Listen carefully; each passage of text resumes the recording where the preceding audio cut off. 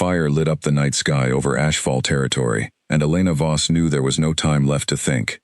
Enemy wolves stood at the tree line, their eyes glowing gold in the darkness, and their leader had already given his demand. One life for the whole pack. One life, or every home in Ashfall would burn before sunrise. Elena did not wait for her pack leader to decide who that life would be. She stepped forward from the crowd, her chin lifted, her heart pounding so hard she could feel it in her throat. "Take me," she said. "Let everyone else stay." Gasps rose behind her.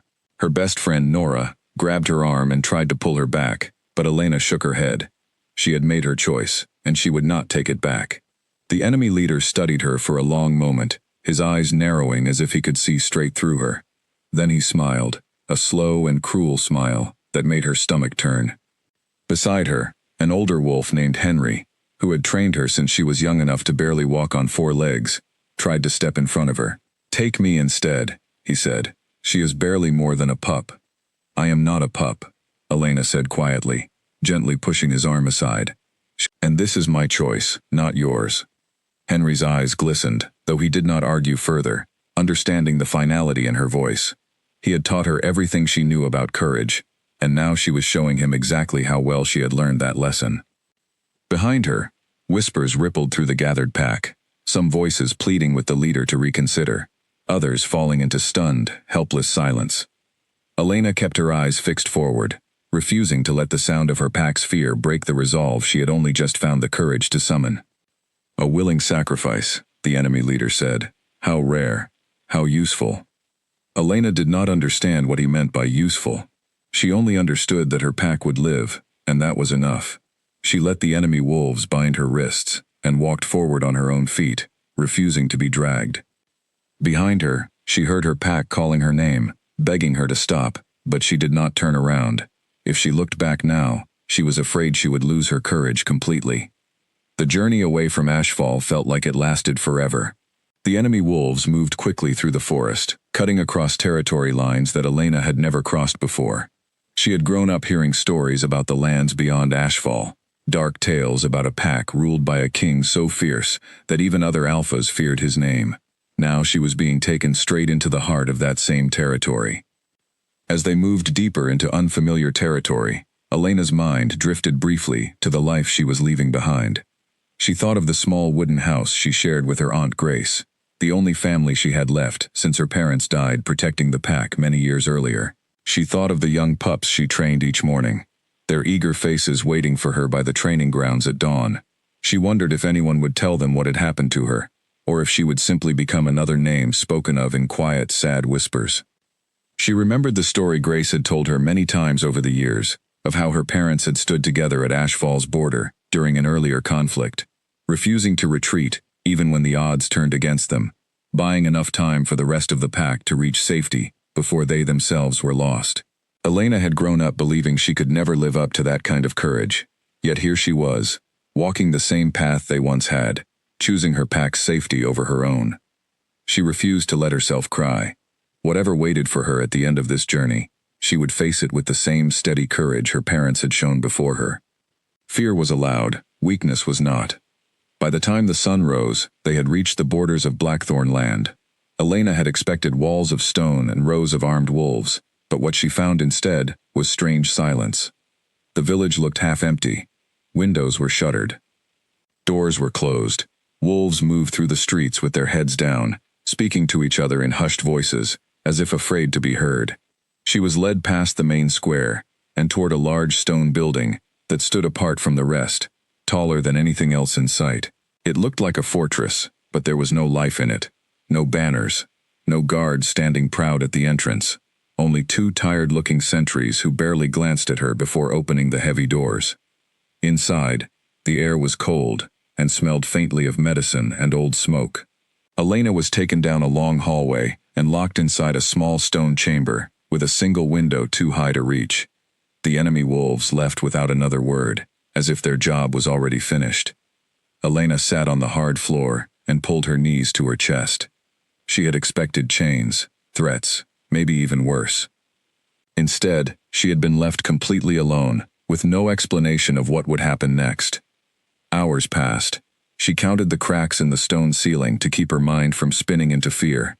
She thought about her pack, about Nora's worried face, about the home she might never see again. She wondered if her sacrifice had truly saved anyone, or if the enemy leader had simply taken what he wanted and would attack Ashfall anyway. She thought, too, about writing some kind of message, some way to let Grace and Nora know she was still alive, even if she could not explain where she had gone or why. But she had no parchment, no messenger, and no certainty that anyone at Blackthorn would allow such a thing even if she asked. The helplessness of not knowing whether her sacrifice had been enough gnawed at her more than any fear for her own safety.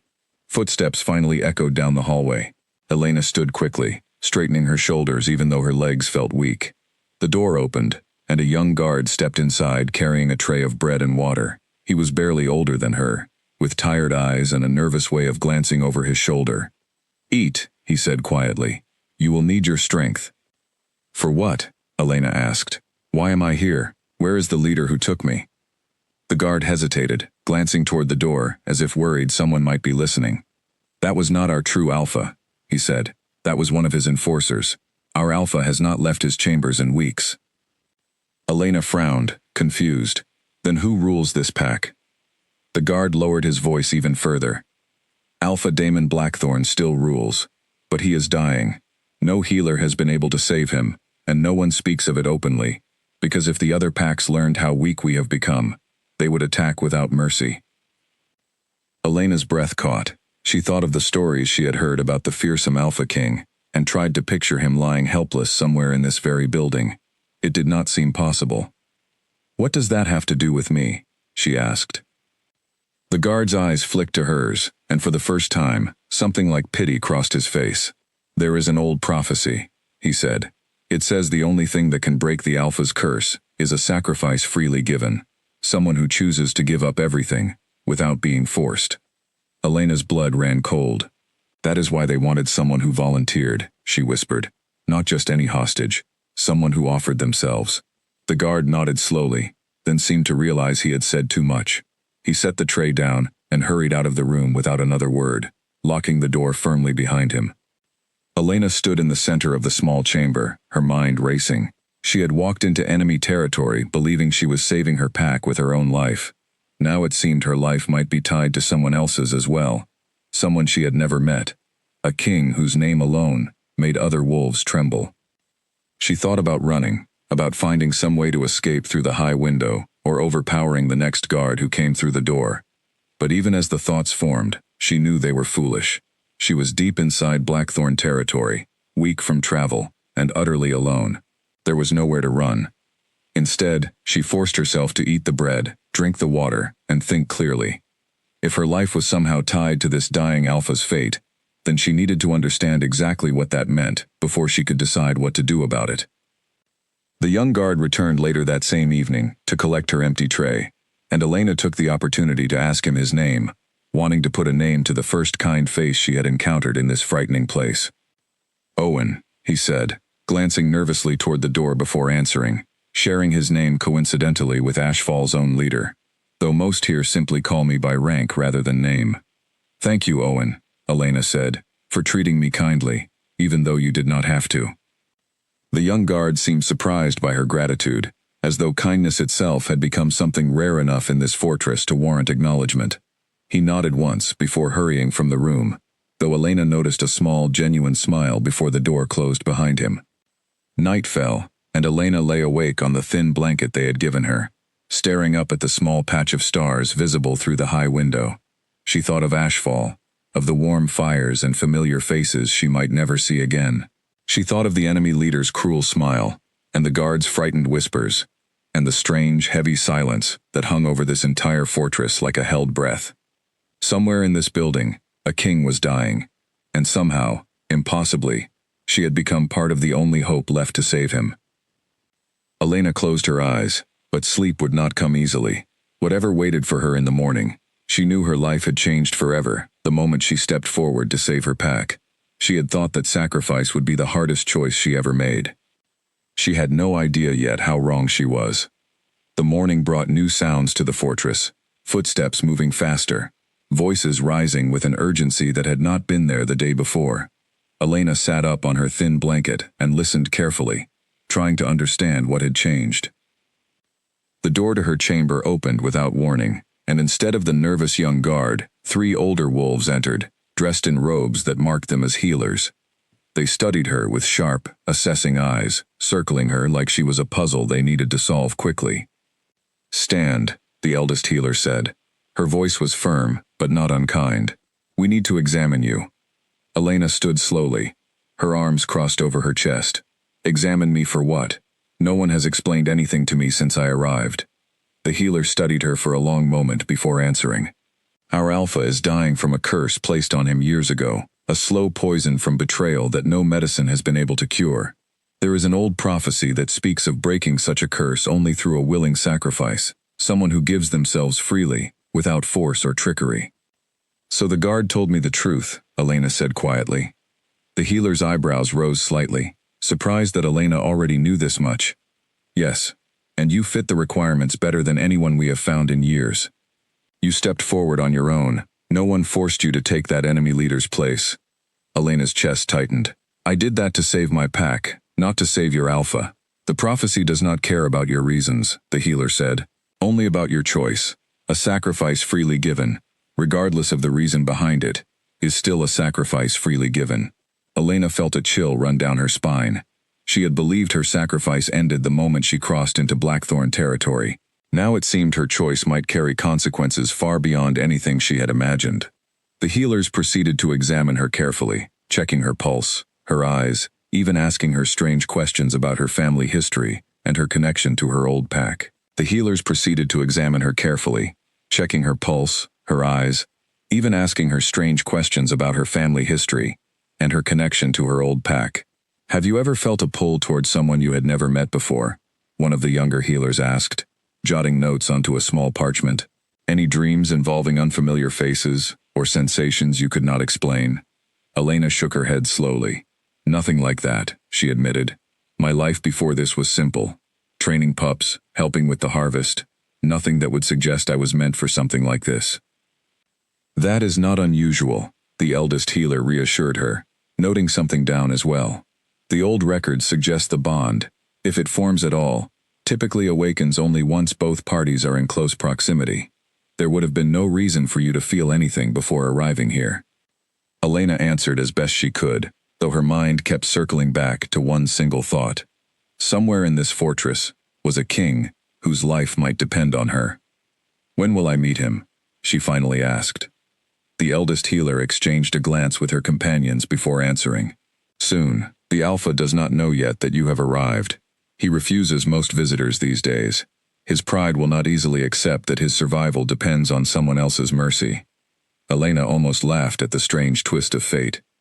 She had given up everything to protect the people she loved, and now she stood at the center of a proud king's unwilling rescue.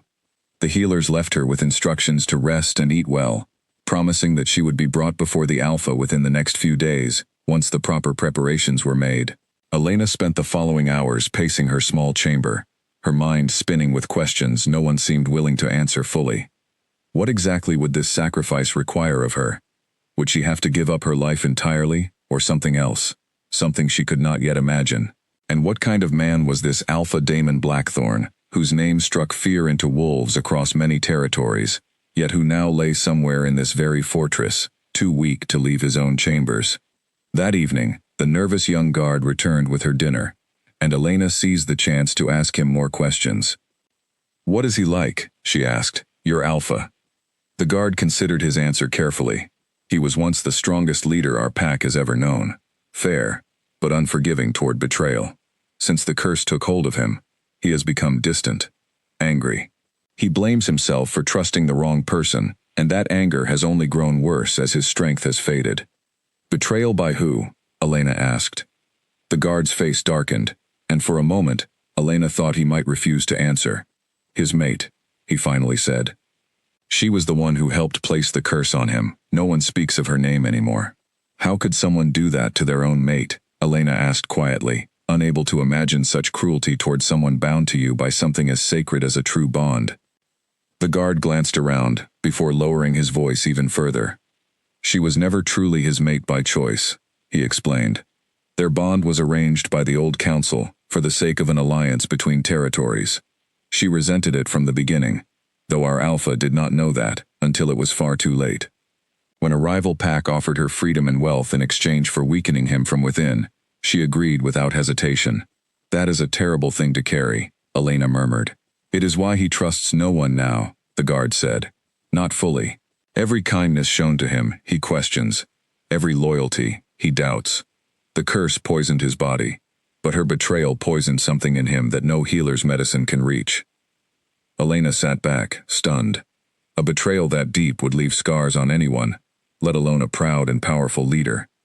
She began to understand why the healers feared bringing her before him. If Damon Blackthorne had been wounded so deeply by someone he trusted completely, he would not easily welcome a stranger claiming to be his cure. Days passed slowly inside the fortress. Elena was allowed short walks through an inner courtyard under careful watch, and she used this time to observe the pack around her. She noticed how quiet everyone seemed, how carefully they avoided speaking about their alpha's condition, how fear seemed to hang over every corner of the fortress like a fog that would not lift. Each morning began the same way, with Clara arriving to check on her condition and share whatever small pieces of fortress news she felt comfortable revealing. Elena learned the names of the kitchen staff who prepared her meals, a quiet older wolf who always slipped an extra piece of bread onto her tray without comment. She learned which guards patrolled which hallways, which corners of the courtyard caught the most sunlight during the coldest mornings, and which of the fortress's many cats preferred to nap along the sunniest windowsills. She spent her afternoons watching the younger pack members from a careful distance, noting how differently they carried themselves compared to Ashfall's own children. Where Ashfall's pups ran freely and loudly through the village square, Blackthorne's children moved with a quiet caution that spoke volumes about the fear that had settled over this fortress during their alpha's long illness. It broke something in Elena's heart each time she noticed a child glance nervously toward an adult before daring to laugh too loudly, as though joy itself had become something requiring careful permission. One evening, unable to sleep, Elena found herself standing near her small window, staring out at the same patch of stars she had watched every night since her arrival. She thought of her own childhood, of evenings spent gathered with the whole pack around a shared fire, stories exchanged freely, laughter echoing without restraint. She wondered whether this fortress had always felt this way, or whether the curse and its lingering fear had slowly stolen away whatever warmth once existed here. A soft knock at her door interrupted her thoughts. Clara entered quietly, carrying a small bundle of warm blankets. "I noticed your chamber grows cold at night," she explained, setting them down gently. "I thought you might need these, especially as the season turns colder." "Thank you," Elena said, genuinely touched by the small kindness. "May I ask you something honestly, Clara?" "Of course," Clara replied, settling onto the edge of a nearby chair. "Was this fortress always this quiet?" Elena asked, "Even before the curse?" Clara considered the question thoughtfully before answering. "I remember a time, many years ago, when this place echoed with laughter, much like you described from your own home," she admitted. "Before the betrayal, before the curse took hold, our Alpha himself used to organize gatherings, not unlike what you describe. He believed a strong pack needed joy, just as much as strength." "What happened to that?" Elena asked softly. "Grief has a way of silencing even the loudest laughter," Clara said. "When his mate's betrayal became known, and the curse settled over him, it felt as though the entire fortress held its breath, waiting to see if he would survive. Somewhere along the way, that held breath simply became habit." Elena absorbed this information quietly, understanding now more fully the weight of what she had unknowingly stepped into. This was not merely about breaking a magical curse, she realized. It was about helping an entire community remember how to breathe freely again. "Perhaps that is something we can work on together," Elena said finally. "Even before any prophecy fully plays out." Clara smiled, a genuine warmth reaching her tired eyes for the first time since Elena had met her. "I believe you may be exactly what this fortress has needed for a very long time," she said, before rising to leave Elena to her rest. That night, Elena slept more soundly than she had since arriving, wrapped in the warm blankets Clara had provided, her heart settling into something that almost resembled hope. She thought often of Ashfall, wondering if her pack was safe, if Nora and the others believed she was still alive. No word came from her old home, and the not knowing gnawed at her more than any fear for her own future. Curious about the prophecy that had shaped her entire fate since arriving, Elena asked Clara one afternoon if she might see the old records where such things were written down. Clara hesitated only briefly before leading her to a small, dusty archive room, tucked away in a rarely visited wing of the fortress, shelves lined with aging scrolls and leather-bound books. "These records go back generations," Clara explained, pulling a particular scroll carefully from its resting place. "The prophecy concerning the Alpha's curse was written nearly a century ago, long before Damon was ever born, foretelling that a day would come when a leader of Blackthorn would fall under a curse born from betrayal, and that only a stranger's freely given sacrifice could restore him." Elena studied the faded script carefully, tracing the old words with her fingers. "Did it always mention a mate bond specifically?" she asked. "Not explicitly," Clara admitted. "The prophecy speaks only of sacrifice and restoration. The healers who came before us interpreted the bond as the most likely path toward genuine sacrifice, since nothing binds two wolves more completely than that connection. But it is possible the bond itself was never truly required, only the depth of selfless choice that such a bond represents." Elena considered this thoughtfully. "So it was never really about magic pulling us together," she said slowly. "It was about whether I would choose, again and again, to remain here freely, even without any prophecy demanding it." "Perhaps that has been the true test all along," Clara said gently. "Not some ancient spell, but simply the strength of genuine choice, repeated each day until it becomes something unbreakable." Elena left the archive room with much to consider, understanding now that whatever grew between her and Damon was not merely the result of fate's design, but something built through their own continued choices, day after day, conversation after conversation. On the fourth night, Elena was woken suddenly by the eldest healer entering her chamber, her expression tense. "The Alpha's condition has worsened," the healer said. "We cannot wait any longer. Tomorrow, you will be brought before him." Elena's heart pounded as she sat up in the darkness. "What do I need to do?" The healer hesitated before answering. "Simply be yourself. The ritual requires nothing more than your presence and your willingness. But I must warn you, Damon will not make this easy. He does not trust easily, and he especially does not trust wolves from outside packs, claiming to hold the answer to his suffering." Elena nodded, though fear coiled tightly in her stomach. She had faced enemy wolves at her own pack's border without flinching. She had walked willingly into unknown enemy territory, without looking back. Yet the thought of standing before this broken, dangerous king filled her with a nervousness she could not fully explain. She spent the rest of the night staring at the ceiling, going over every possible outcome in her mind. Perhaps he would refuse to see her entirely. Perhaps the ritual would fail, and she would be sent back to her old life with nothing gained. Or perhaps, as the healer's warning suggested, this meeting would change everything, in ways she could not yet predict. Whatever waited for her in the morning, Elena knew there was no turning back now. She had already given herself freely once, to save her pack.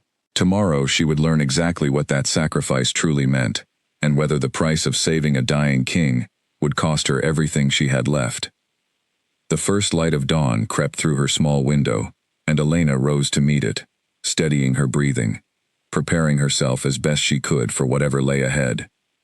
Somewhere in this fortress, behind closed doors, a king waited who did not yet know that his survival rested in the hands of a stranger who had once been nothing more than a low-ranked wolf from a struggling pack. Elena straightened her shoulders and waited for the healers to come for her, refusing to let her fear show. She had faced the impossible once already. She would face it again, whatever it cost her. In the days before that meeting was arranged, Elena was allowed brief visits to the fortress kitchens, always under careful watch, but treated with more kindness than she expected from wolves, who technically held her captive. It was there she first properly met Clara, a healer with steady hands and tired eyes, who seemed to carry the weight of the entire pack's suffering on her narrow shoulders. "You are the one everyone whispers about," Clara said the first time they spoke properly, setting a bowl of warm broth in front of Elena at the wooden kitchen table. "The girl from Ashfall who might save our Alpha."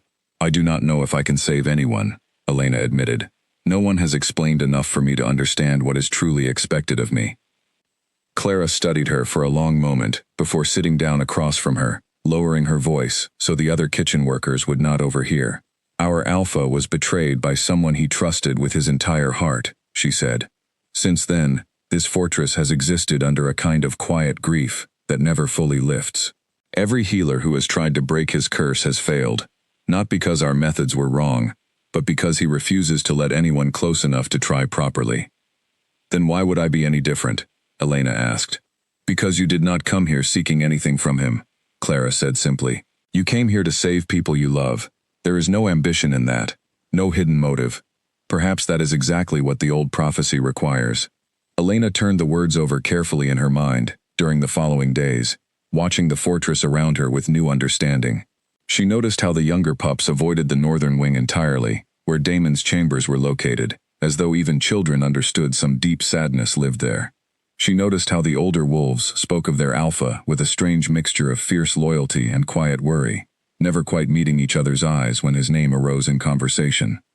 One afternoon, while walking through the outer courtyard under a guard's watchful eye, Elena met a young wolf named Ethan, barely more than a pup himself, who approached her with the fearless curiosity only children seem to possess.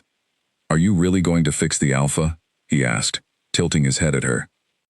Elena knelt down to his level, smiling gently, despite the heaviness of the question. I am going to try my best, she said. Would that make you happy?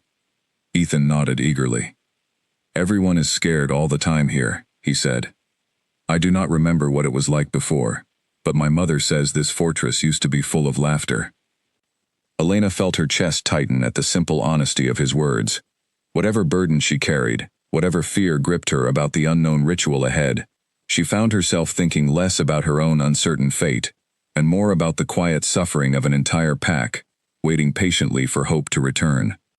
The healers led Elena through a maze of stone corridors, each one darker and quieter than the last.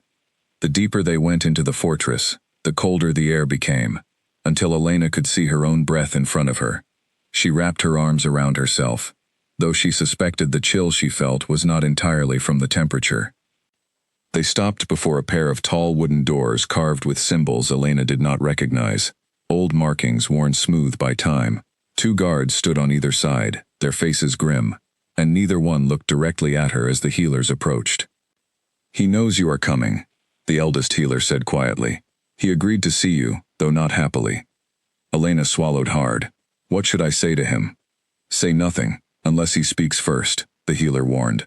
And whatever you do not mention his former mate. That subject alone has caused him to send healers away in worse condition than they arrived. Elena nodded, though her nerves were fraying with every passing second. The doors opened slowly, revealing a large chamber lit by only a handful of candles.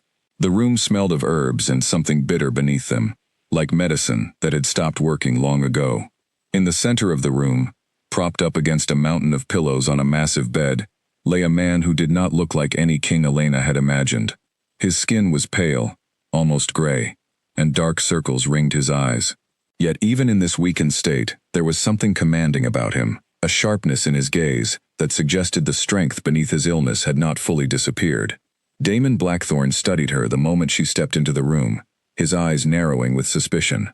So this is the one they dragged from Ashfall, he said, his voice rough but steady. Another stranger sent to save me, is that it? Elena stood her ground, despite the tremor in her legs. I did not come here to save anyone. I came here because I offered myself to save my own pack. Whatever your healers believe about prophecies, that was my choice, not theirs. Something flickered across Damon's face, surprise perhaps, or maybe grudging respect. A selfless little wolf, he said, his tone edged with bitterness. How refreshing. The last person who claimed to care about my well-being nearly destroyed this entire pack. Elena remembered the guard's warning and chose her words carefully. I am not her, whoever she was, and I did not ask to be part of your prophecy. I would rather be back home with my own pack than standing here. Damon's eyes sharpened at her honesty, and for a moment, silence stretched between them.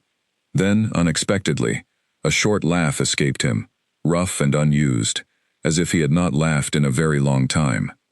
At least you are not lying to flatter me, he said. Everyone else in this fortress treats me like glass, afraid I will shatter if they speak plainly. I do not know you well enough to treat you any differently, Elena replied. Damon studied her for a long moment, his expression unreadable. Then he waved a weak hand toward the healers waiting near the door, explained to her exactly what this so-called sacrifice requires. If she must be involved in my fate, she deserves to understand the full truth, not just fragments. The eldest healer stepped forward, bowing slightly before beginning. The curse placed upon Alpha Daemon feeds on broken trust and betrayal. It grows stronger, the more he isolates himself, the more his heart hardens against connection. The prophecy states that only a bond formed through genuine sacrifice, given freely, without deceit, can weaken the curse enough to break it entirely. Elena frowned. A bond? What kind of bond? The healer hesitated, glancing toward Daemon, as if seeking permission to continue. He gave a small, tired nod. A mate bond, the healer said carefully, not one that can be forced or faked. It must form naturally, through genuine connection between you and the Alpha. Elena's stomach dropped. She had expected many things when she stepped forward to save her pack, but never this. That is not something either of us can control, she said. You cannot force two strangers to form a bond simply because a prophecy demands it. We are not asking you to force anything, the healer replied gently, only to remain close enough that, if such a bond is meant to form, it has the chance to do so. Whether it happens at all depends entirely on fate, not on us. Daemon's expression darkened, clearly displeased with this explanation. I have no interest in bonding with anyone again, he said sharply. The last time I trusted someone with my heart, it nearly cost me my entire pack. I would rather carry this curse forever than open myself to that kind of betrayal a second time. The room fell into tense silence. Elena studied the proud, wounded man before her, understanding now why the healers had warned her so carefully. His anger was not born from cruelty, but from deep, lasting pain. Then perhaps this will simply fail, Elena said quietly. I did not ask for this responsibility, and I will not pretend to feel something I do not, but I also will not lie and say I wish for your suffering to continue. No one deserves to endure what you clearly have. Daemon's sharp eyes softened slightly at her words, though his expression remained guarded. You speak boldly for someone standing before the wolf, who could send you away with a single command. I already gave myself up once, to protect the people I love, Elena said. I am not afraid of you, Alpha Blackthorn. I am only tired of being kept in the dark. For a long moment, Daemon simply looked at her, and Elena felt as though he were truly seeing her for the first time since she entered the room. Something passed between them, brief and unspoken, though neither acknowledged it aloud. Leave us, Daemon finally said to the healers, his voice quieter than before. I wish to speak with her alone. The healers exchanged uncertain glances before bowing and retreating from the chamber, closing the heavy doors behind them. Elena remained standing near the entrance, unsure of what to expect now that they were alone. Daemon studied her in silence for a long moment before speaking again. Tell me about your pack, he said, the one you gave yourself up to save. Elena blinked, surprised by the sudden shift in topic. Ashfall is small, she said carefully. We do not have great warriors or powerful leaders. We survive through loyalty to each other, nothing more. And you were willing to give everything for that loyalty, Daemon said, more statement than question. I would do it again without hesitation, Elena replied honestly. She thought too of the small traditions that made Ashfall feel like home, rather than merely a place to survive. Every autumn, the pack gathered along the riverbank to share the season's first catch together, regardless of rank or family, a custom meant to remind everyone that no wolf ate well, while another went hungry. Every pup, once old enough to run alongside the older wolves, was given a small carved token by the pack elders, a symbol meant to be carried for life, as a reminder that they belonged to something larger than themselves. Elena still carried hers, tucked carefully into the small bag of belongings she had managed to bring during her journey to Blackthorn. These are the things worth protecting, she said quietly, almost to herself. Not just land or strength, but the small kindnesses that make a place feel like home. Daemon studied her for a long moment, something unreadable passing behind his tired eyes. That kind of loyalty is rare, he said quietly. Rarer than any prophecy or curse-breaking ritual. Do you ever think of forgiving her? Elena asked gently, though she immediately wondered if the question crossed a line the healers had warned her never to approach. Daemon was quiet for a long moment, and Elena feared she had wounded him with her boldness, but when he finally spoke, his voice carried more thoughtfulness than pain. I have thought about it, he admitted. Not because she deserves it, but because carrying that anger for so long has cost me more than she ever did. Forgiveness, I have come to believe, is not something offered for another person's sake. It is something claimed for your own. Have you claimed it then? Elena asked. Not fully, Damon admitted. But meeting you has made the idea feel possible for the first time since it happened. Perhaps that alone is a kind of progress.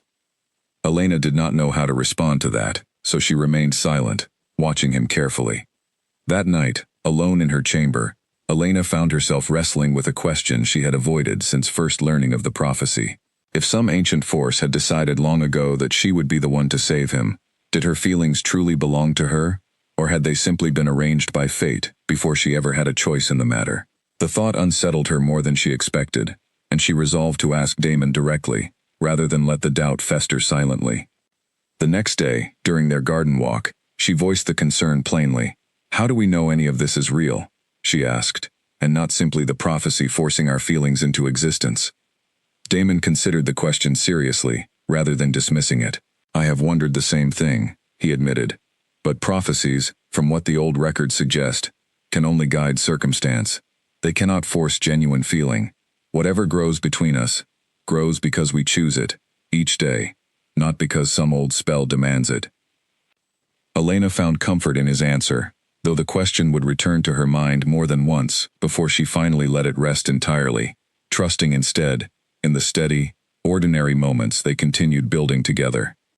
Despite his obvious weakness, there was something magnetic about the way he spoke, a quiet intensity that made her curious, despite every warning she had been given. You should rest, Damon finally said, his voice growing distant again, as if he had allowed himself to open up more than he intended. The healers will explain what comes next. Elena nodded, though questions still burned in her mind. As she turned to leave, Damon spoke once more, his voice barely above a whisper.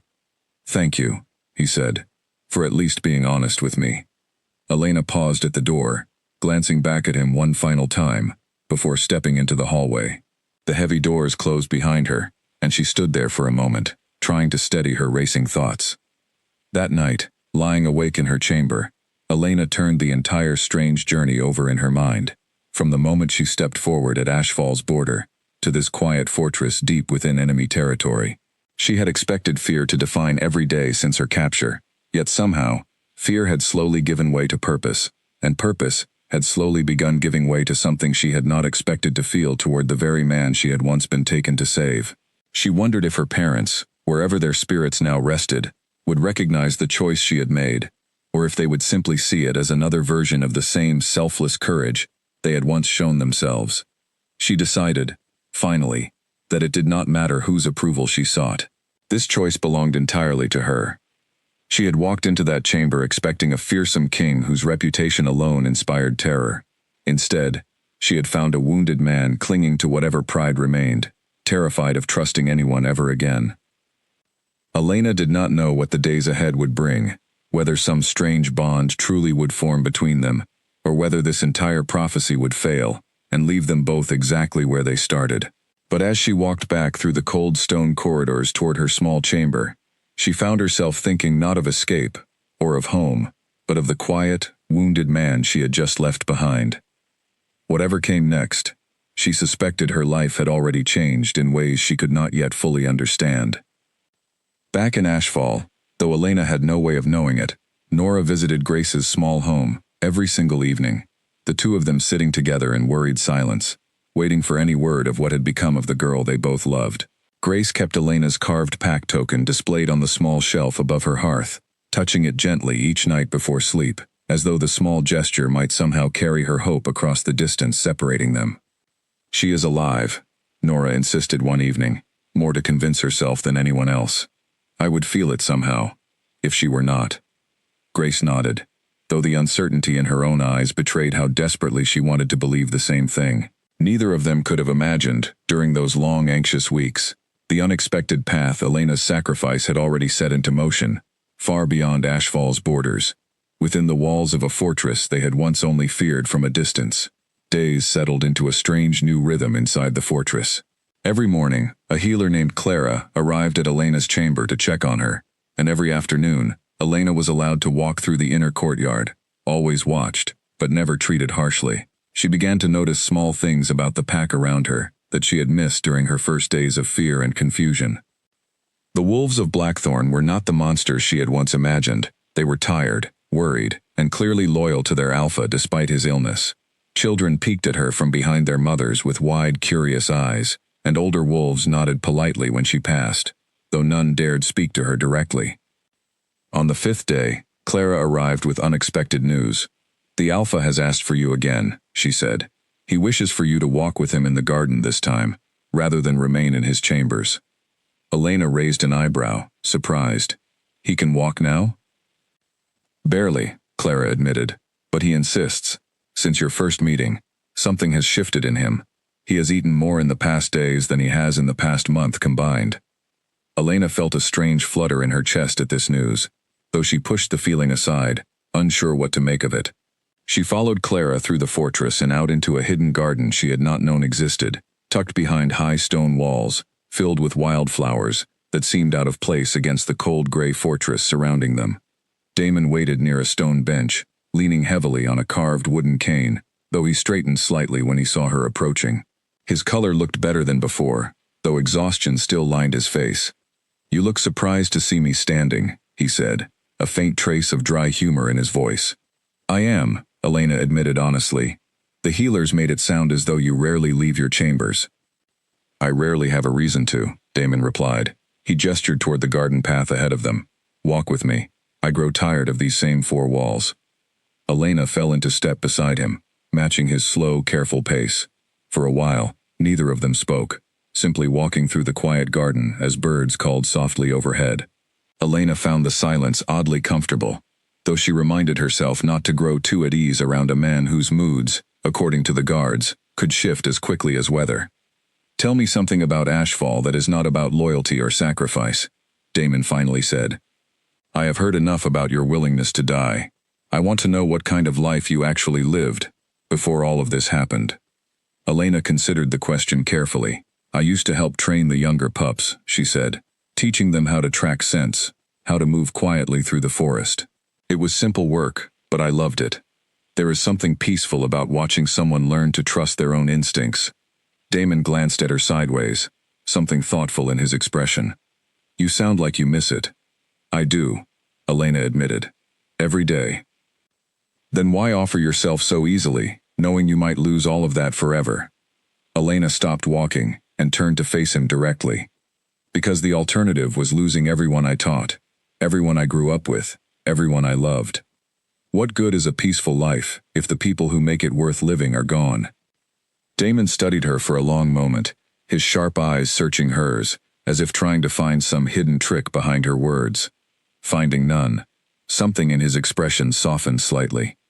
"You truly believe that," he said quietly, "not as a performance, not as an answer meant to impress me. You actually believe it." "Why would I lie to you?" Elena asked. "You already made it clear you distrust flattery." A faint, genuine smile touched the corner of Damon's mouth, the first real smile Elena had seen from him. "No," he said, "I distrust flattery. I have never distrusted honesty, even when it stings." "Then let me ask you something honestly," Elena said, testing the boundaries of their new understanding. "Do you actually want to be cured, or have you grown so used to this suffering that you fear what comes after it?" Damon stopped walking entirely, clearly caught off guard by the directness of her question. For a long moment, he said nothing, staring at the flowers lining the garden path, as though searching for an honest answer within them. "That is a fair question," he admitted finally. "There have been days when the pain felt easier to bear than the fear of trusting someone again, only to be betrayed a second time. It is easier to remain broken than to risk breaking again." "That sounds exhausting," Elena said gently, without judgment in her voice. "It is," Damon admitted. "More exhausting than the curse itself, most days." He turned to look at her directly. "You are the first person in a very long time who has made me consider that trusting again might not necessarily end in ruin." "I cannot promise you it will not," Elena said honestly, "but I can promise that I have no history with you, no old wounds between us, nothing, except what we choose to build, starting now." Damon studied her for a long moment, something shifting behind his tired eyes, a decision forming slowly. Then perhaps, he said quietly, that is exactly the kind of chance worth taking. They continued walking, and slowly, the conversation shifted to lighter topics. Damon asked about her favorite parts of Ash Falls forests, and Elena found herself describing the way morning light filtered through the trees, the sound of the nearby river, the small traditions her pack celebrated each season. In turn, Damon spoke, hesitantly at first, about his own childhood, before he became alpha, before the weight of leadership and betrayal had hardened him. I was not always like this, he admitted quietly, staring ahead at the garden path. There was a time I trusted easily, laughed often, believed the people around me had my best interests at heart. What changed? Elena asked gently, though she remembered the warning about his former mate, and chose her next words carefully. Damon's jaw tightened slightly, but he did not shut down the conversation as she expected. Someone I trusted completely used that trust against me, he said. I do not wish to speak of the details, but since then, trusting anyone new has felt impossible. Elena nodded, understanding the pain behind his guarded words without needing further explanation. I cannot promise I will never disappoint you, she said honestly, but I can promise I have no reason to deceive you. I did not choose to be part of this prophecy. I have nothing to gain by lying to you now. Damon studied her for a long moment, something shifting behind his tired eyes. That, at least, I believe, he said quietly. They continued their walk until Damon's strength began to fade, and Clara appeared to guide him back toward his chambers. Before leaving, Damon turned back toward Elena one final time. Will you walk with me again tomorrow? He asked, his tone almost hesitant, as though unused to asking for anything. If you wish it, Elena replied. Damon nodded once before allowing Clara to lead him away, leaving Elena standing alone in the quiet garden, her thoughts tangled in ways she did not fully understand. Over the following days, their garden walks became a quiet routine. The first frost of the season arrived not long after, coating the garden's wildflowers in delicate white each morning, though neither Elena nor Damon allowed the changing weather to interrupt their habit.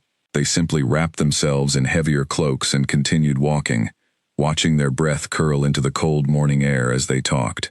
Elena found something comforting in the changing season, a reminder that time continued moving forward, carrying them both steadily toward whatever future waited beyond the fortress walls. In Ashfall, she told him one frosty morning, the first frost always meant the whole pack would gather that evening to share a meal together, a way of marking the changing season as a community rather than individually. Perhaps it is time we started one. That evening, for the first time and longer than anyone could remember, the entire Blackthorn pack gathered together in the Great Hall to share a simple meal, a small but meaningful step toward the warmth Elena had unknowingly begun restoring to this once silent fortress. Damon's strength slowly returned, his steps growing steadier, his color improving with each passing conversation. The healers watched this progress with cautious hope, though none dared celebrate too openly, fearing the curse might still claim him eventually. Elena found herself looking forward to these walks more than she wanted to admit. Damon's guarded exterior slowly revealed glimpses of the man beneath, someone thoughtful, someone who cared deeply for his pack despite his harsh reputation, someone who had simply built walls around himself to survive unbearable pain. One morning, Elena found young Ethan waiting near the training grounds, watching a group of older pups practice their tracking skills with clumsy enthusiasm. She could not help herself, and soon found herself kneeling beside them, showing them a better way to read broken twigs and disturbed leaves along a trail. Word of her small lesson spread quickly, and by the following week, several pups were seeking her out each morning, eager to learn whatever she was willing to teach. Damon found her there one afternoon, surrounded by a small circle of attentive pups, laughing as one of them proudly held up a scent trail marker he had discovered entirely on his own. He watched from a distance for several minutes before approaching, something soft and unguarded in his expression that Elena had not seen from him before. You have made yourself quite popular, he said once the pups had scattered back toward their parents for the afternoon meal. They remind me of home, Elena admitted. I used to teach children just like this in Ashfall. I did not realize how much I missed it until I started again here. Damon watched her for a long moment, something thoughtful crossing his face. This fortress has not heard this much laughter in years, he said quietly. Not since before everything changed for me. Perhaps it simply needed a reason to laugh again. Elena replied. Later that same evening, as they resumed their familiar walk through the garden, Damon suddenly stopped and turned to face her directly. The healers believe our bond may be forming, he said bluntly. They have noticed changes in my condition that align with the old records of similar rituals. Elena's heart skipped, uncertain how to respond. What kind of changes? My strength returns faster after our conversations, Damon admitted, clearly uncomfortable discussing something so personal. And I find myself thinking of you when you are not present, which is something I have not experienced with anyone in a very long time. Elena did not know how to respond to such an admission, so she simply remained silent, letting his words settle between them. Damon studied her reaction carefully, searching for any sign of discomfort or rejection. I do not ask you to feel the same, he said quietly. I only wish to be honest with you, since you have been nothing but honest with me. Elena finally found her voice. I feel something too, she admitted softly. I do not fully understand it, and I did not expect it, but I cannot deny it either.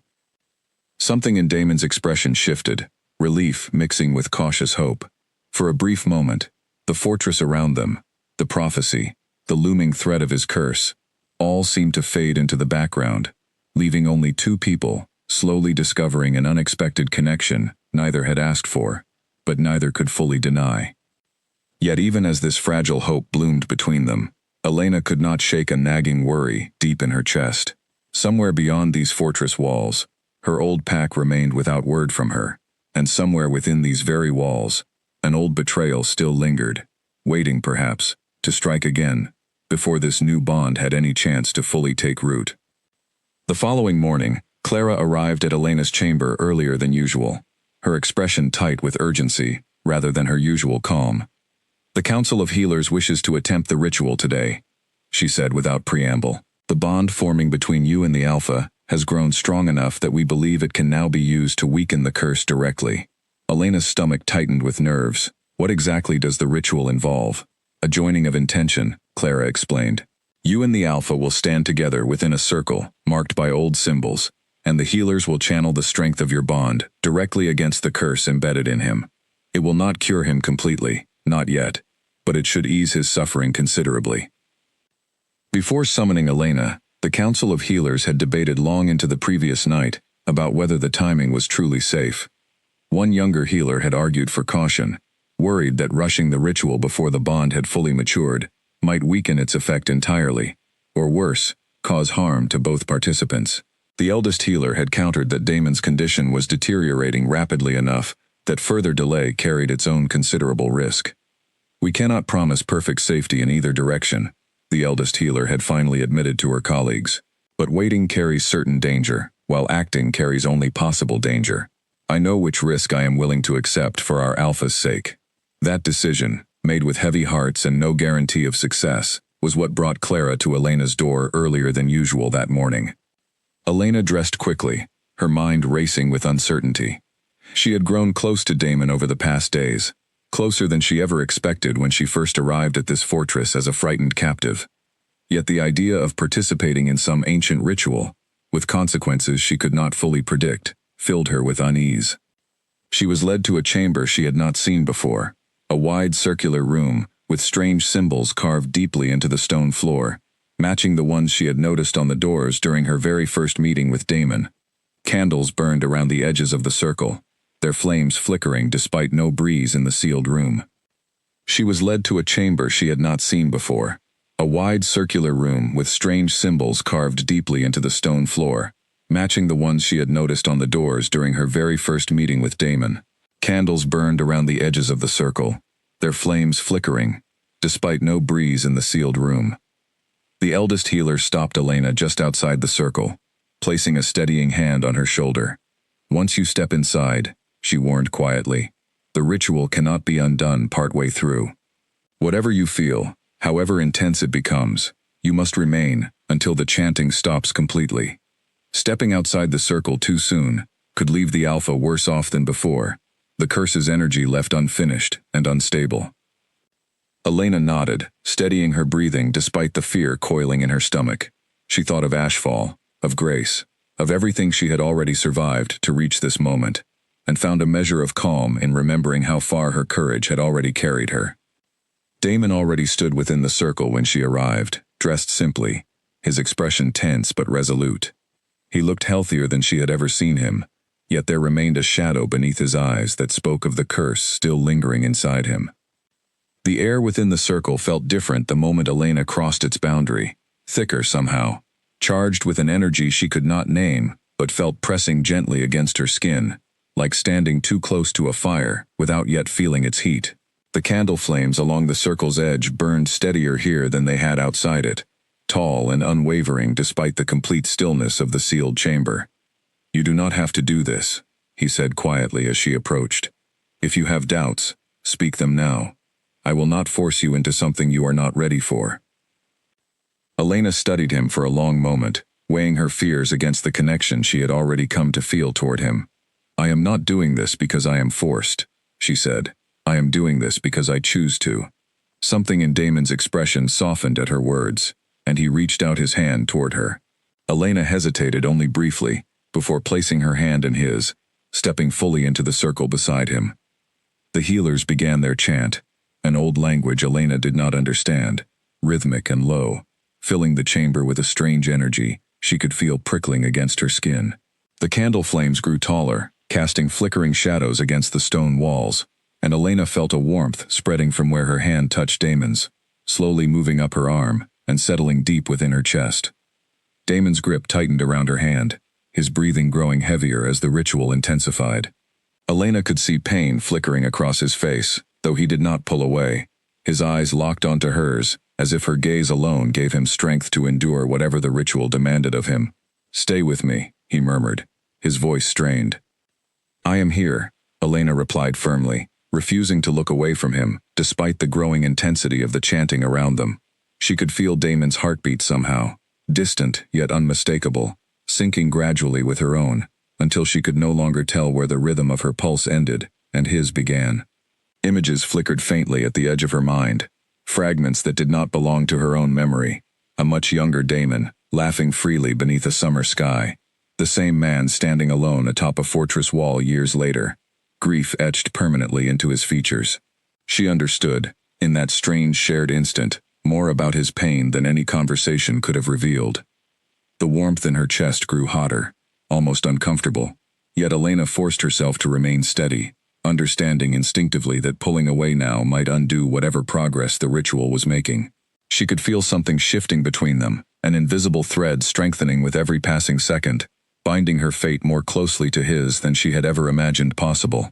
Suddenly, Damon gasped, his body tensing sharply, and for a terrifying moment, Elena feared the ritual had gone wrong. Then, just as quickly, his shoulders relaxed, color flooding back into his face, in a way she had not seen since their very first meeting.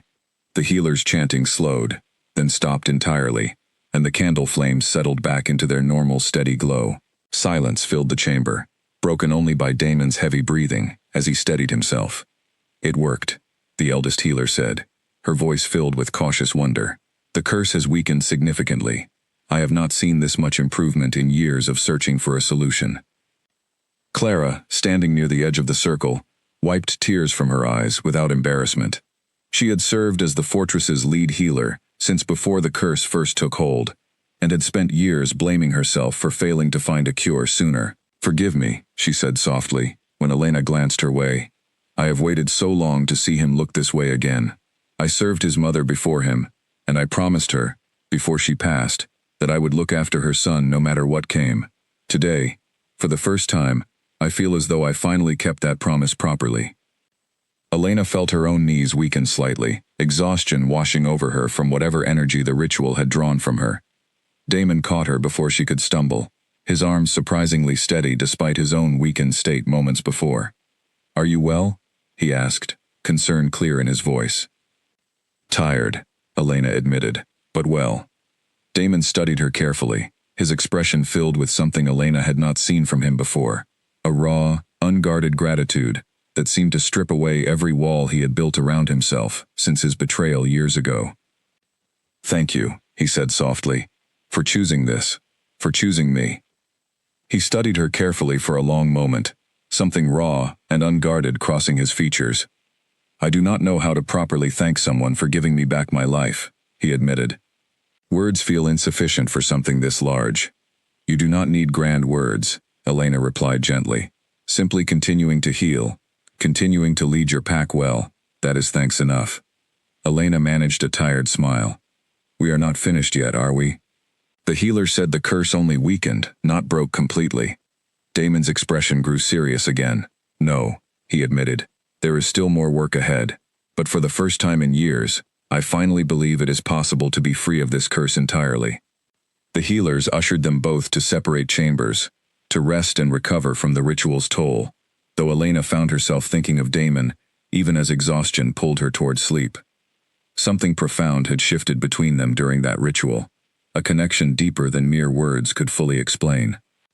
The day Damon first stepped into the Great Hall to address his full pack since his long isolation began, silence fell over the gathered wolves, followed almost immediately by a wave of stunned murmurs.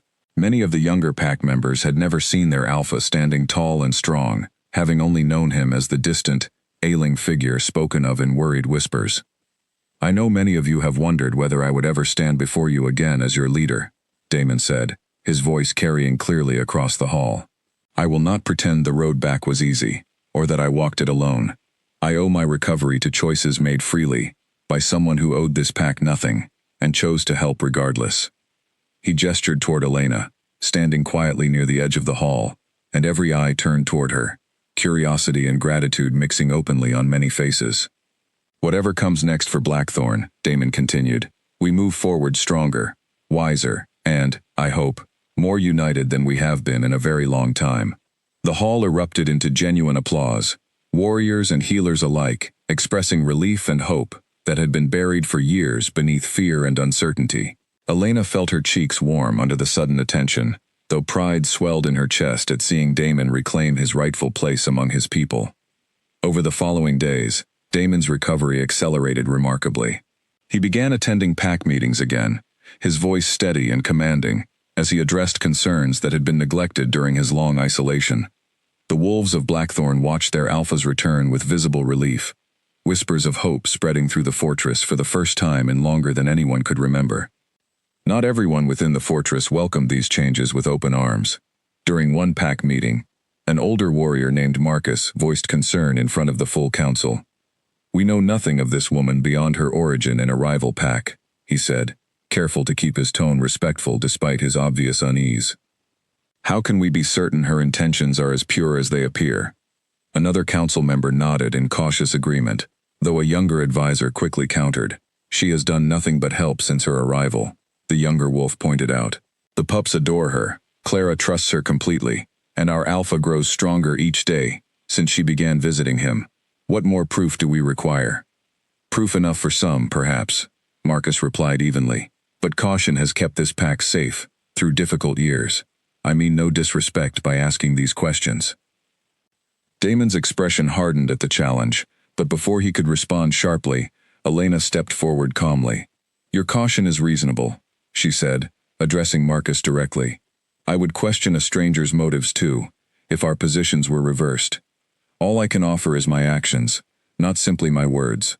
Judge me by what I do for this pack, not merely by where I came from. Marcus studied her for a long moment, clearly surprised by her calm acceptance of his doubt, rather than defensive anger. Fair enough, he said eventually, inclining his head slightly. Time will tell truthfully what words alone cannot. Damon watched this exchange with quiet approval, something like pride flickering across his face once the council meeting ended. You handled that better than I would have, he admitted, as they walked from the hall together. Anger would only confirm his suspicions, Elena replied.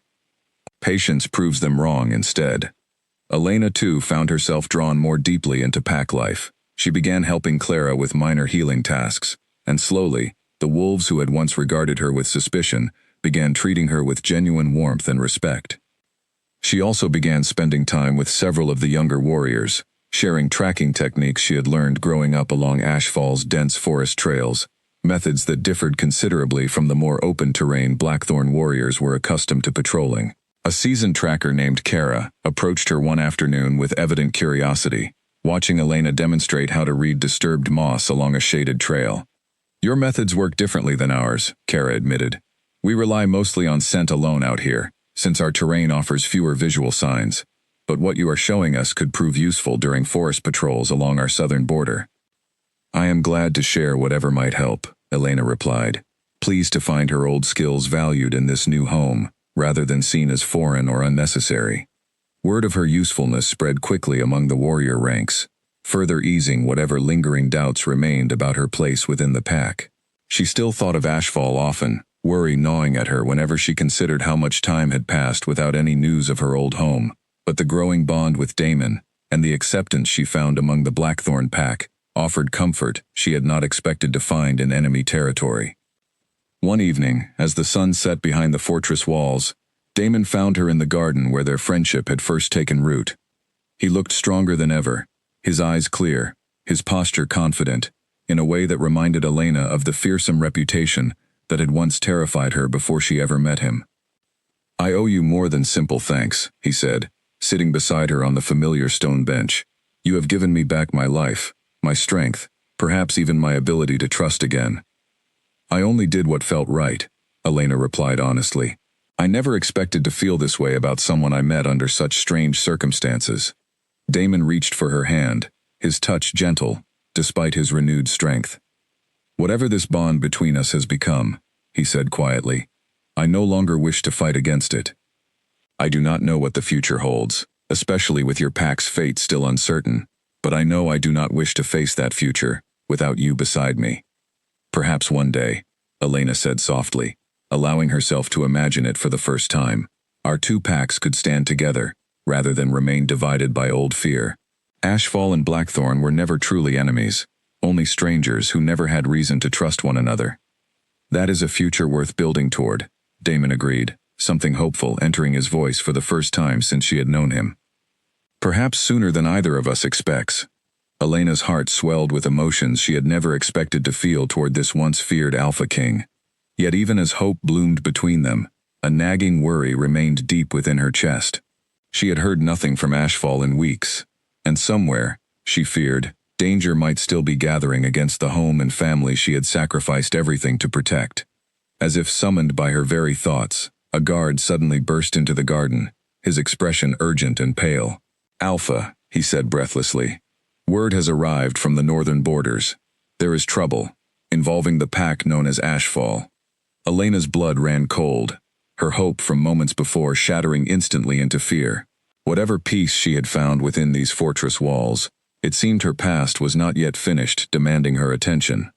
Elena rose from the bench so quickly that her head spun. What kind of trouble? She demanded, her voice sharper than she intended. Tell me everything, please. Her thoughts raced immediately to Grace, to Nora, to Owen, and every familiar face she had grown up alongside, imagining the worst before she even had details to confirm her fears. She had believed, foolishly perhaps, that her sacrifice had purchased lasting safety for her home.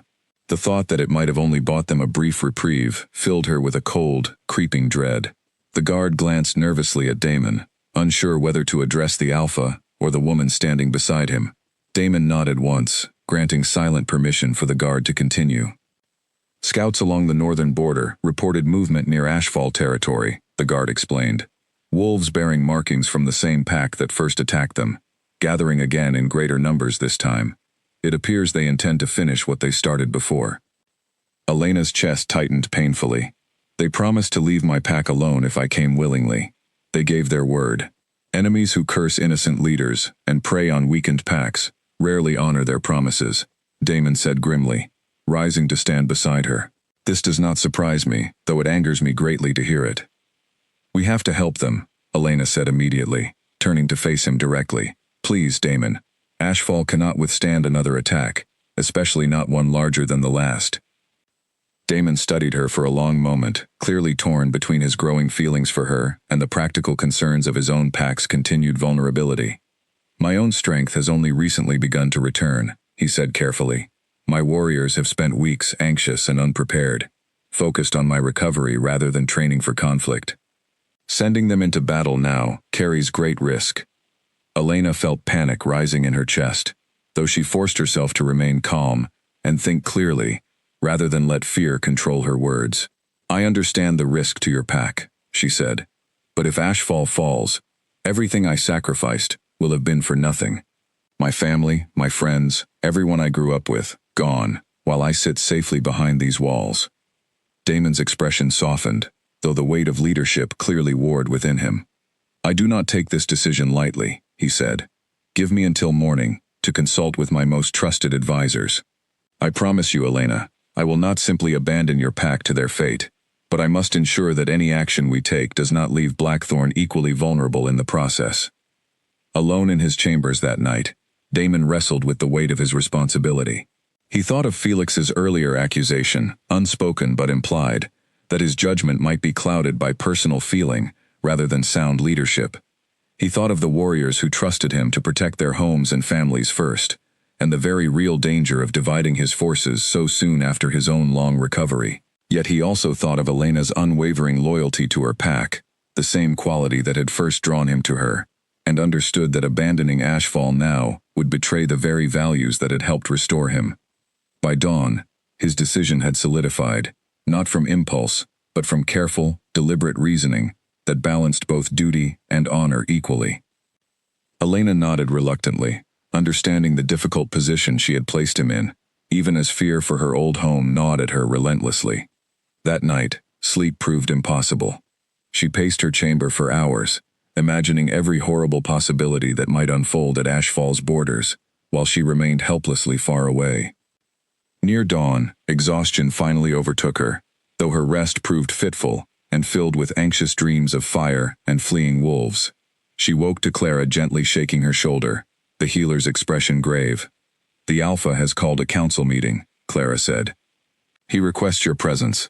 Elena dressed quickly and followed Clara through the fortress toward the great hall, where Damon already sat at the head of a long table, surrounded by his most senior warriors and advisors. Tension filled the room, voices rising in heated debate as she entered. Sending our forces north weakens our own borders considerably, one gruff warrior argued. We cannot guarantee Blackthorn's safety if we divide our strength now, especially so soon after the Alpha's long illness. And if we do nothing, another voice countered, an innocent pack falls, and we prove ourselves no better than the enemies who cursed our own Alpha in the first place.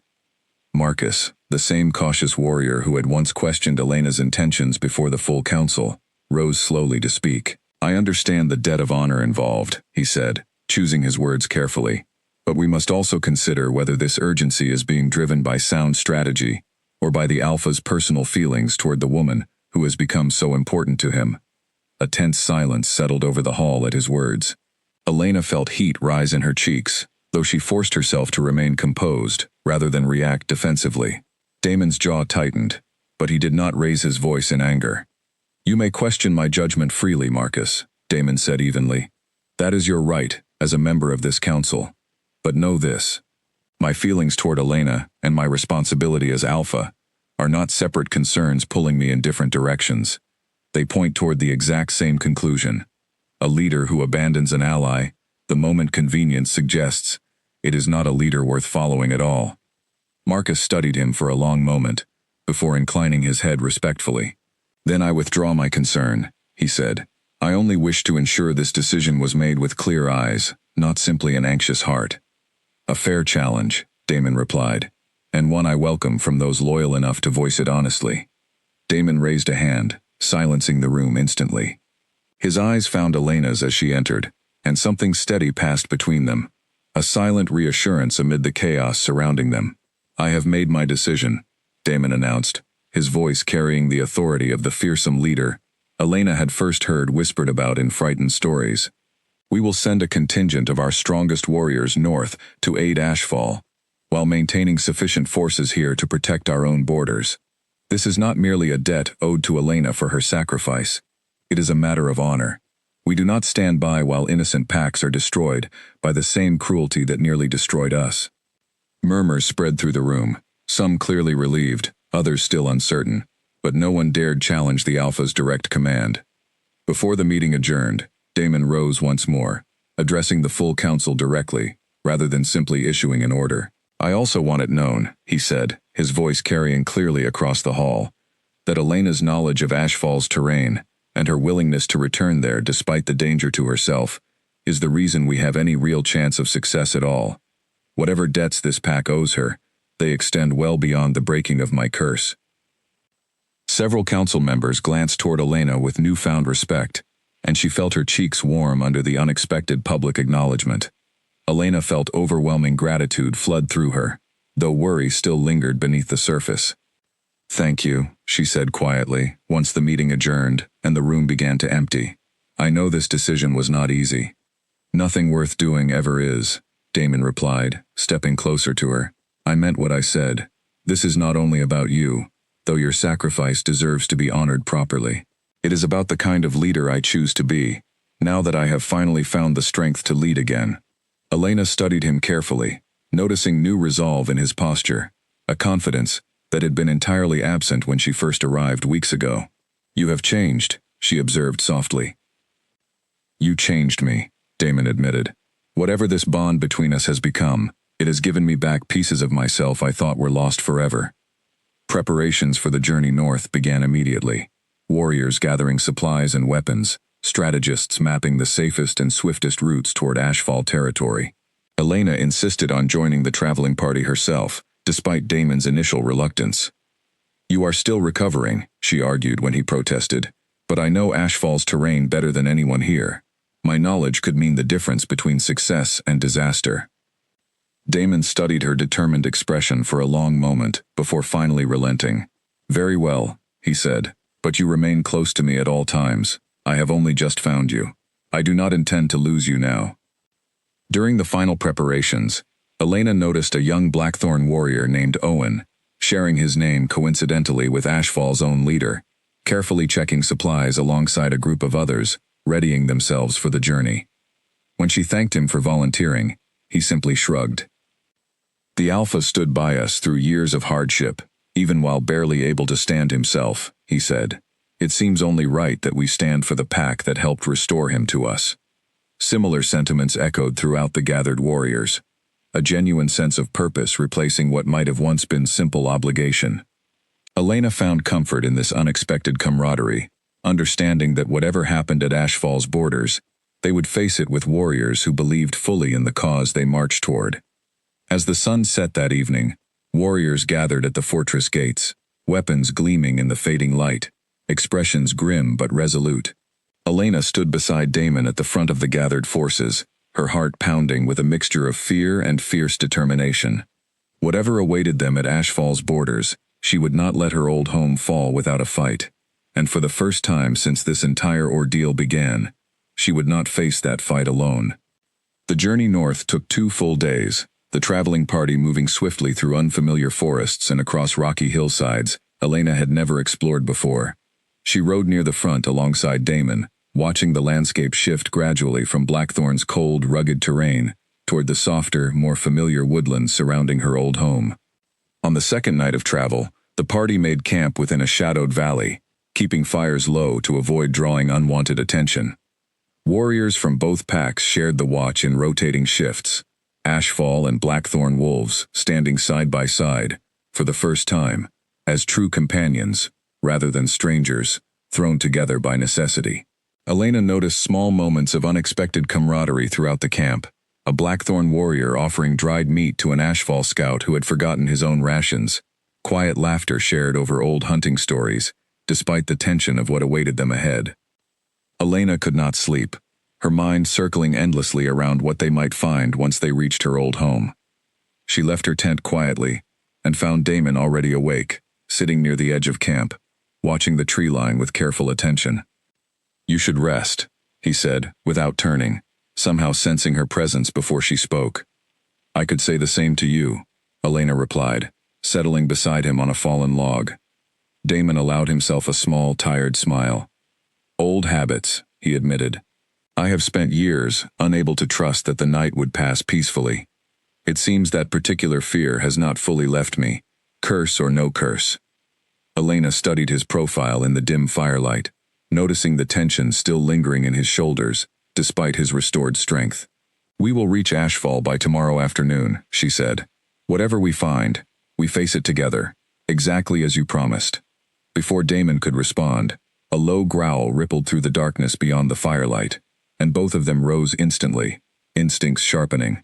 Scouts rushed from the tree line moments later, reporting a small group of unfamiliar wolves shadowing their camp from a distance, though they retreated quickly once discovered. Enemy scouts, Damon said grimly, once the immediate alarm had settled. They know we are coming. Then we have lost the advantage of surprise, Elena said, her earlier fear sharpening into determined focus. Perhaps, Damon replied, or perhaps they will simply move faster to strike before we arrive, giving us less time to prepare, but also less time for them to gather greater numbers. He turned to her, his expression steady despite the new danger. Either way, we press forward at first light. Ashfall cannot wait. Elena nodded, grateful for his steady resolve even as new worry gnawed at her chest. Sleep proved impossible for the remainder of the night, and as the first gray light of dawn touched the horizon, the traveling party broke camp swiftly, pushing onward with renewed urgency. As they drew closer to Ashfall territory, Elena's nerves grew tighter with every passing mile.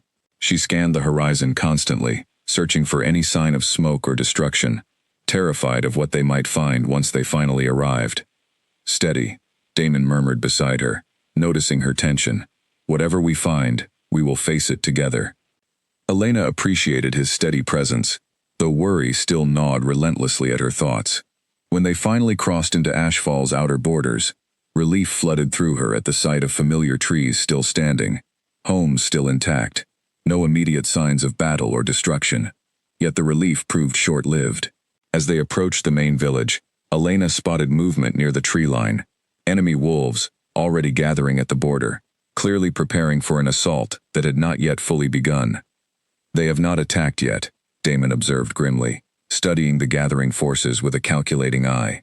We have arrived just in time. Elena's heart pounded as she recognized several Ashfall wolves standing defensively near the village entrance, weapons raised, expressions tense but determined. Among them, she spotted a familiar face, and her breath caught sharply in her throat. "Nora," she whispered. Without waiting for permission, Elena urged her horse forward, ignoring Damon's sharp call for caution behind her. She needed to see her friend, needed to confirm with her own eyes that Nora remained safe after everything that had happened. Before Nora could reach her, an older woman pushed through the gathering crowd, her hands flying to her mouth the moment she recognized Elena's face. It was Grace, the aunt who had raised Elena since childhood, her eyes brimming instantly with tears. "Elena," Grace whispered, her voice breaking as she pulled her niece into a fierce embrace. "I told myself every single night that you were still alive somewhere. I refused to believe otherwise." "I am here, Aunt Grace," Elena said softly, holding her tightly, despite the danger still gathering beyond the village borders. "I am so sorry for the fear I must have caused you." "Do not you dare apologize," Grace said, pulling back just enough to study her niece's face carefully. "You saved this entire pack. Whatever fear I felt was nothing compared to the pride I carry, knowing the kind of person you have always been." Nora spotted her approaching, and her eyes widened with shock and disbelief. "Elena," she breathed, rushing forward despite the danger still gathering nearby. "We thought you were gone forever. We thought they had taken you to your death." Elena dismounted quickly, embracing her friend tightly, tears stinging her eyes despite her attempt to remain composed. "I am here now," she said, "and I have brought help." Nora glanced past Elena toward the approaching Blackthorn warriors, confusion and cautious hope mixing across her features. "Blackthorn wolves," she said. "Why would they help us?" Before Elena could answer, Damon arrived beside her, his commanding presence immediately drawing attention from the gathered Ashfall wolves. "Because your pack's fate became tied to mine, the moment Elena offered herself in your place," he said firmly. "And I do not abandon debts of honor." Nora studied him carefully, clearly recognizing the fearsome reputation attached to his name, though her expression remained guarded rather than fearful. "Then we welcome your help gladly," she said finally. "Our forces alone cannot withstand another assault like the last one." As introductions were hastily made between the two packs, scouts arrived with urgent news. The enemy forces gathering at the border were preparing to attack within hours, their numbers significantly larger than during the initial siege that had first led Elena to sacrifice herself. "We need a strategy," Damon said, quickly gathering leaders from both packs together. "Elena, You know this terrain better than anyone. What advantages does Ashfall's landscape offer against a larger force? Elena thought quickly. Memories of childhood exploration, through these very woods, flooding back to her. The river bends sharply near the eastern ridge, she said. It creates a natural bottleneck that could slow their advance significantly if we position our strongest fighters there. Owen nodded in agreement, pointing toward a rough map spread across a nearby table. If we position archers along the higher ground here, he added, tracing a path with his finger, we can thin their numbers considerably before they even reach the crossing itself. A Blackthorn warrior leaned forward, studying the map carefully. And if a smaller group circles wide through the western trees, we could strike their rear formation once they commit to the crossing, catching them fully between our forces. Damon nodded approvingly, already formulating a plan based on their combined knowledge. Warriors from both packs, contributing pieces of strategy that neither side could have assembled so completely alone. Warriors from both packs began organizing quickly, positioning themselves strategically throughout the surrounding terrain, preparing defenses that would have been impossible without the combined strength of both Ashfall and Blackthorn forces working together. As preparations continued, Elena found herself pulled aside by her old pack leader, an aging wolf named Owen who had led Ashfall faithfully for many years. His expression carried a mixture of gratitude and lingering guilt. "I should never have allowed you to sacrifice yourself," Owen said quietly. "I have carried that guilt every single day since you were taken." "You did not allow anything," Elena replied gently. "I made that choice myself, and I would make it again without hesitation. Everyone here is alive because of it." Owen studied her for a long moment, before nodding slowly, though the guilt in his eyes did not fully disappear. Later that same day, as preparations for battle continued around them, Owen found Elena alone for a brief moment near the edge of camp. "I have carried a heaviness in my chest since the night you were taken," he admitted quietly. "I told myself I would have found another way, if only I had a moment longer to think. But the truth is, I do not know if I would have. I do not know if I possessed the same courage you showed that night." "You do not need to carry that guilt any longer," Elena said gently. "What matters now is what we build from this moment forward, not what might have been done differently in the past." Owen nodded, something in his posture easing slightly, as though her words had lifted a weight he had carried silently for far too long. "Whatever has happened to you since you left us," he said, glancing meaningfully toward where Damon stood, organizing warriors nearby, "it seems to have brought you exactly where you needed to be." Elena did not have time to consider his words further, as shouts suddenly rose from the eastern ridge, warning cries signaling that the enemy forces had begun their advance earlier than expected.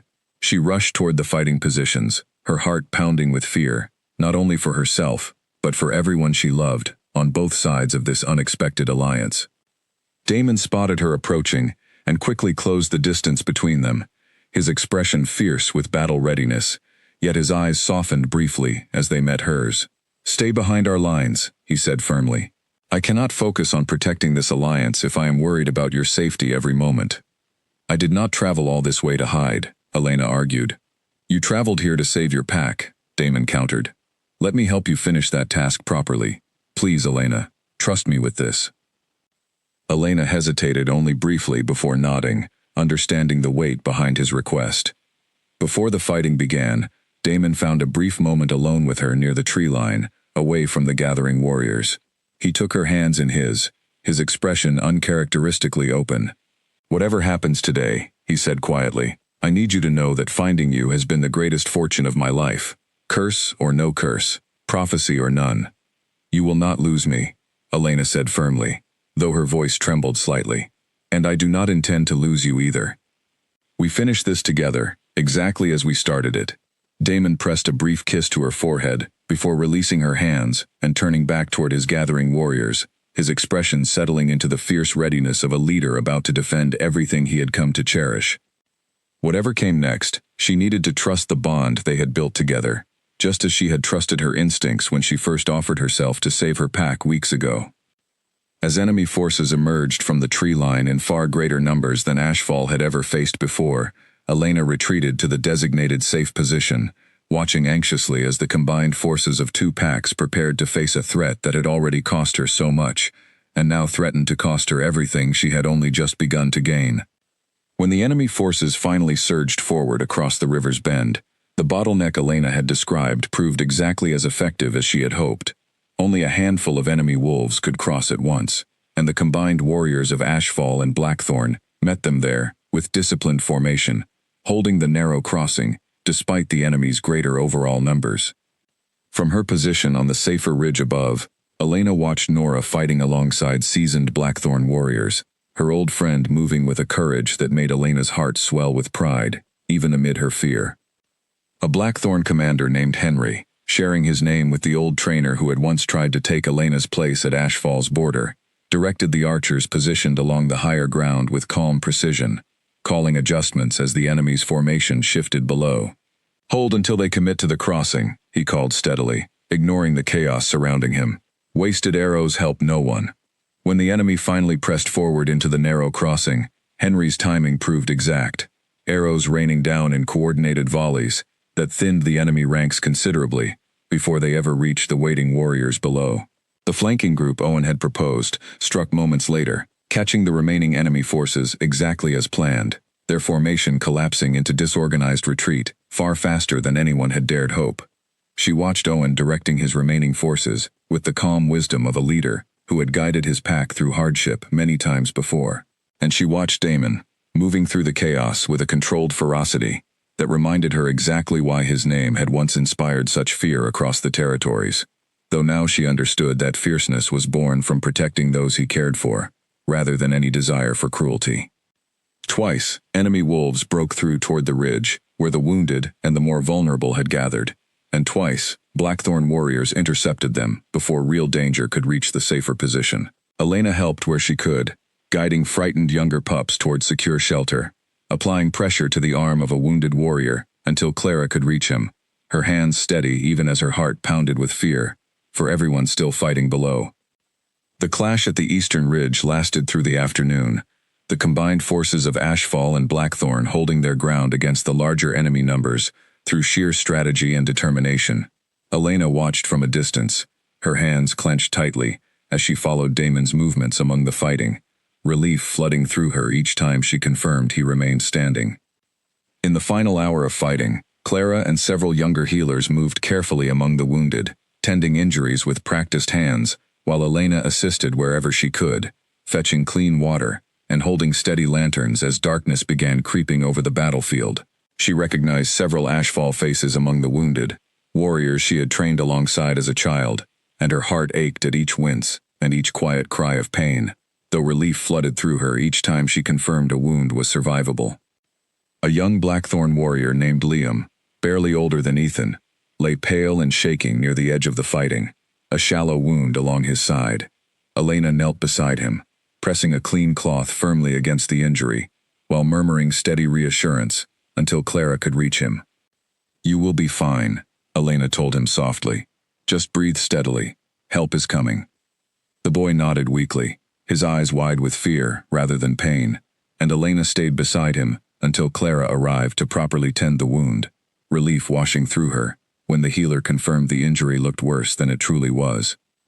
By the time the enemy forces finally retreated back across the border, the sun had begun sinking low behind the hills, casting long shadows across the battered but victorious battlefield. Elena rushed forward the moment the retreat was called, searching frantically until she spotted Damon standing near the riverbank, exhausted but unharmed. Nearby, Liam sat propped against a fallen log, his wound now properly bandaged, color slowly returning to his face. He caught Elena's eye and offered a weak but genuine smile. "Thank you," he said. "Clara told me you kept pressure on the wound long enough to keep me from losing too much before she arrived." "I am only glad you are safe," Elena replied, kneeling briefly beside him. "Rest now. You fought bravely today." "We all did," Liam said, glancing toward the warriors of both packs moving among each other, sharing water and quiet words of relief now that the danger had passed. Strange is it not how quickly former strangers become something like family once you have bled beside them. Elena smiled at his words, understanding exactly what he meant, before rising to continue searching for Damon among the gathered survivors. "You are safe," she breathed, relief washing over her as she reached him. "We are safe," Damon corrected, his voice rough with exhaustion. For now, at least. As warriors from both packs began tending to minor injuries and regrouping, a captured enemy scout was brought before Damon and Owen, bound and clearly frightened, despite his earlier aggression. Elena watched as Damon questioned him firmly, demanding answers about who had ordered this renewed assault against Ashfall. The scout hesitated at first, clearly torn between loyalty and fear, but eventually his resolve broke under the weight of Damon's commanding presence. "It was not my pack's leader who ordered this attack alone," the scout admitted nervously. "There was someone else, someone who arranged everything from the shadows, promising great rewards if Ashfall was destroyed and the Alpha of Blackthorn was left permanently weakened." The scout hesitated at first, clearly torn between loyalty and fear, but eventually, his resolve broke under the weight of Damon's commanding presence. "It was not my pack's leader who ordered this attack alone," the scout admitted nervously. "There was someone else, someone who arranged everything from the shadows, promising great rewards if Ashfall was destroyed and the Alpha of Blackthorn was left permanently weakened." Elena thought immediately of the enemy leader who had first taken her from Ashfall, the one whose cruel smile had haunted her memory since that very first night. "Was it the same leader who came to our borders and demanded a sacrifice?" she asked. The scout nodded. "He served as the outward face of the plan," he admitted. "But he took his orders from elsewhere, from someone within Blackthorn itself, who promised him land and power once your Alpha's downfall was complete." Elena's blood ran cold. "Who?" she demanded. "Who gave this order?" The scout glanced nervously at Damon before answering. "A wolf who once belonged to your own pack, Alpha Blackthorn. Someone who still holds significant influence among your advisors, working quietly to ensure your curse was never truly broken." Damon's expression darkened considerably, understanding dawning in his eyes even before the scout finished speaking. "Give me a name," he demanded sharply. The scout swallowed hard, before whispering a name Elena did not recognize, though the reaction from Damon's own warriors standing nearby proved unmistakable. Shock and anger rippled through the gathered Blackthorn forces immediately. "That cannot be true," one warrior said, though his voice lacked conviction. "He has served as your advisor faithfully since before your curse began. Faithful service can hide the deepest betrayals," Damon said grimly, memories of his former mate's deception clearly resurfacing painfully behind his eyes. "It seems this curse was never simply about breaking my spirit. Someone within my own fortress has been working continuously to ensure I never recovered fully, and to destroy any pack that might help restore my strength." Elena reached for his hand, offering silent comfort as understanding settled heavily over the group. "We need to return to Blackthorn immediately," she said, "before this traitor learns his plan has failed here and takes more drastic action." Damon nodded firmly, already turning to organize the return journey. Owen approached before they departed, his expression grim but resolute. "Ashfall owes you both a debt that can never be fully repaid," he said. "Whatever threat still lingers within your own walls, know that our warriors stand ready to assist however needed." "Thank you, Owen," Elena said, embracing her old pack leader warmly, before turning to rejoin Damon's forces for the swift journey home. The return to Blackthorn passed in tense, watchful silence, warriors alert for any sign of further ambush along the way. Elena rode close beside Damon, her mind racing through the implications of this newly discovered betrayal. The return to Blackthorn passed in tense, watchful silence, warriors alert for any sign of further ambush along the way. Elena rode close beside Damon, her mind racing through the implications of this newly discovered betrayal. During a brief rest along the way, Elena found herself thinking of how strange her circumstances had become. Riding proudly beside the very man, once described to her, only in frightened whispers, returning from a battle fought to protect the home she had once believed she was leaving forever. She glanced at Damon, noticing the quiet strength radiating from him now compared to the fragile, guarded man she had first met weeks earlier. "You seem lost in thought," Damon observed, noticing her distant expression. "I am simply grateful," Elena said honestly. "For Ashfall's safety, for your recovery, for everything that has happened since that terrible night I never expected to survive." Damon reached over, briefly resting his hand over hers. "As am I," he said quietly. "Whatever awaits us at Blackthorn, we have already proven we can face difficult things together, and come through stronger for it." Someone within Damon's own inner circle had orchestrated his suffering, for reasons still unclear. Working from the shadows, while pretending loyalty and concern. "Do you know why he would do this?" Elena finally asked, as they neared the fortress gates. Damon's expression remained tight with barely controlled anger. "Power, most likely," he said. "If I remained permanently weakened, or died from the curse entirely, he would likely become the next in line to claim leadership over Blackthorn. It would not be the first time ambition disguised itself as loyalty."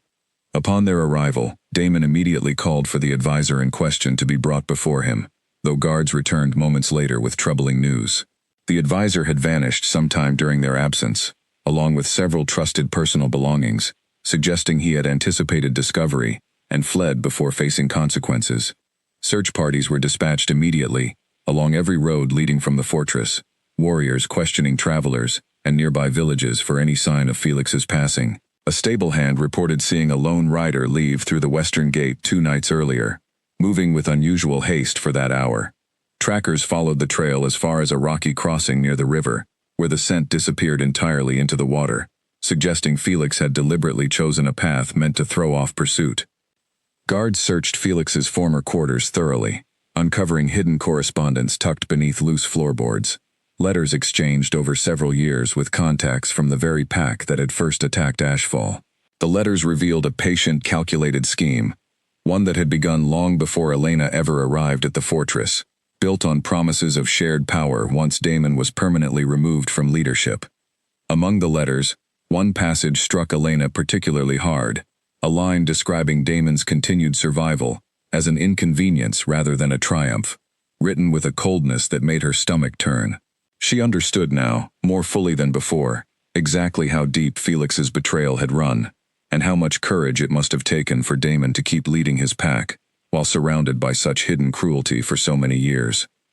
"He has been planning this for years," Damon said, reading through the recovered letters with a mixture of anger and disbelief. "Long before you ever arrived, Elena, your presence here simply threatened to undo everything he had worked toward. He knows we uncovered his betrayal," Damon said grimly, pacing the length of his chamber with barely restrained frustration, "which means he will not simply disappear quietly. Men who plot this deeply rarely abandon their ambitions so easily."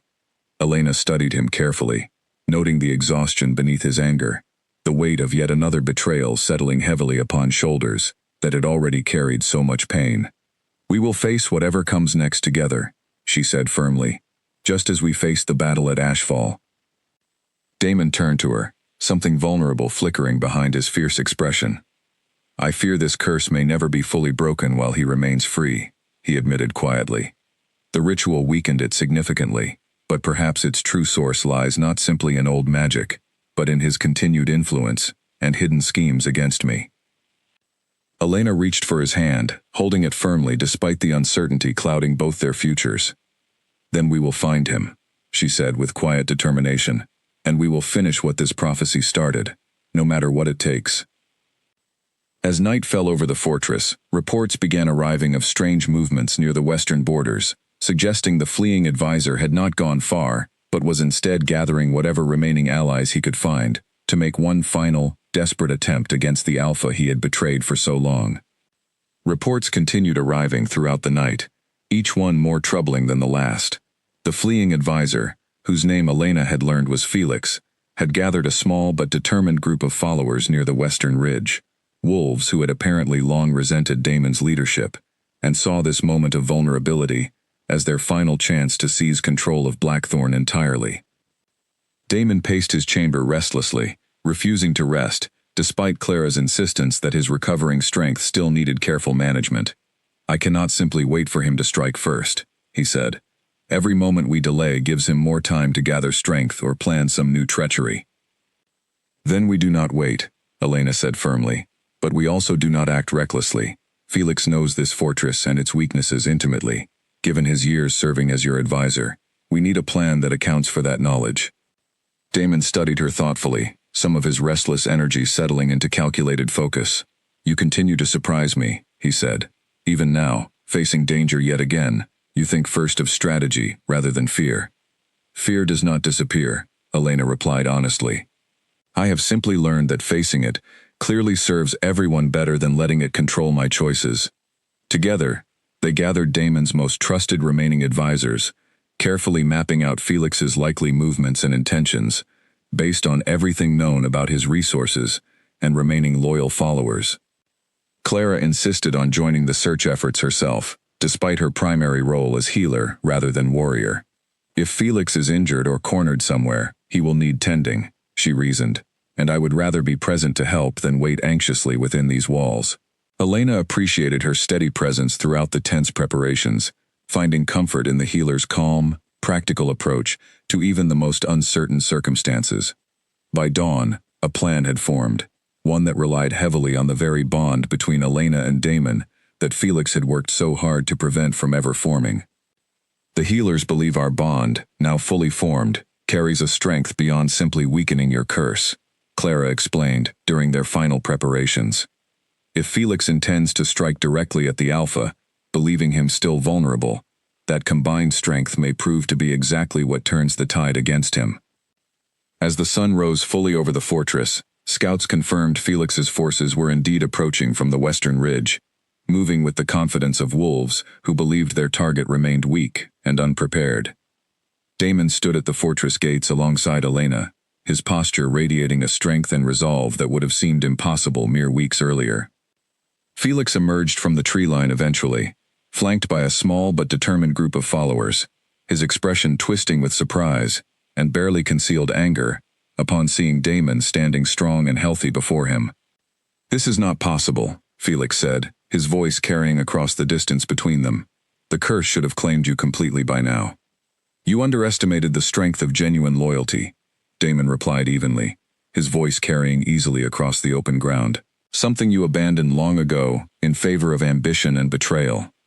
Felix's expression darkened further, clearly recognizing that his carefully laid plans had unraveled completely. "Then I will finish what the curse could not," he said, signaling his followers forward. What followed was tense and swift, Blackthorn's remaining loyal warriors moving quickly to intercept Felix's smaller group before they could reach the fortress gates. Elena remained close to Damon throughout, refusing to retreat to safety despite his earlier insistence, understanding instinctively that their combined presence carried significance beyond mere physical protection.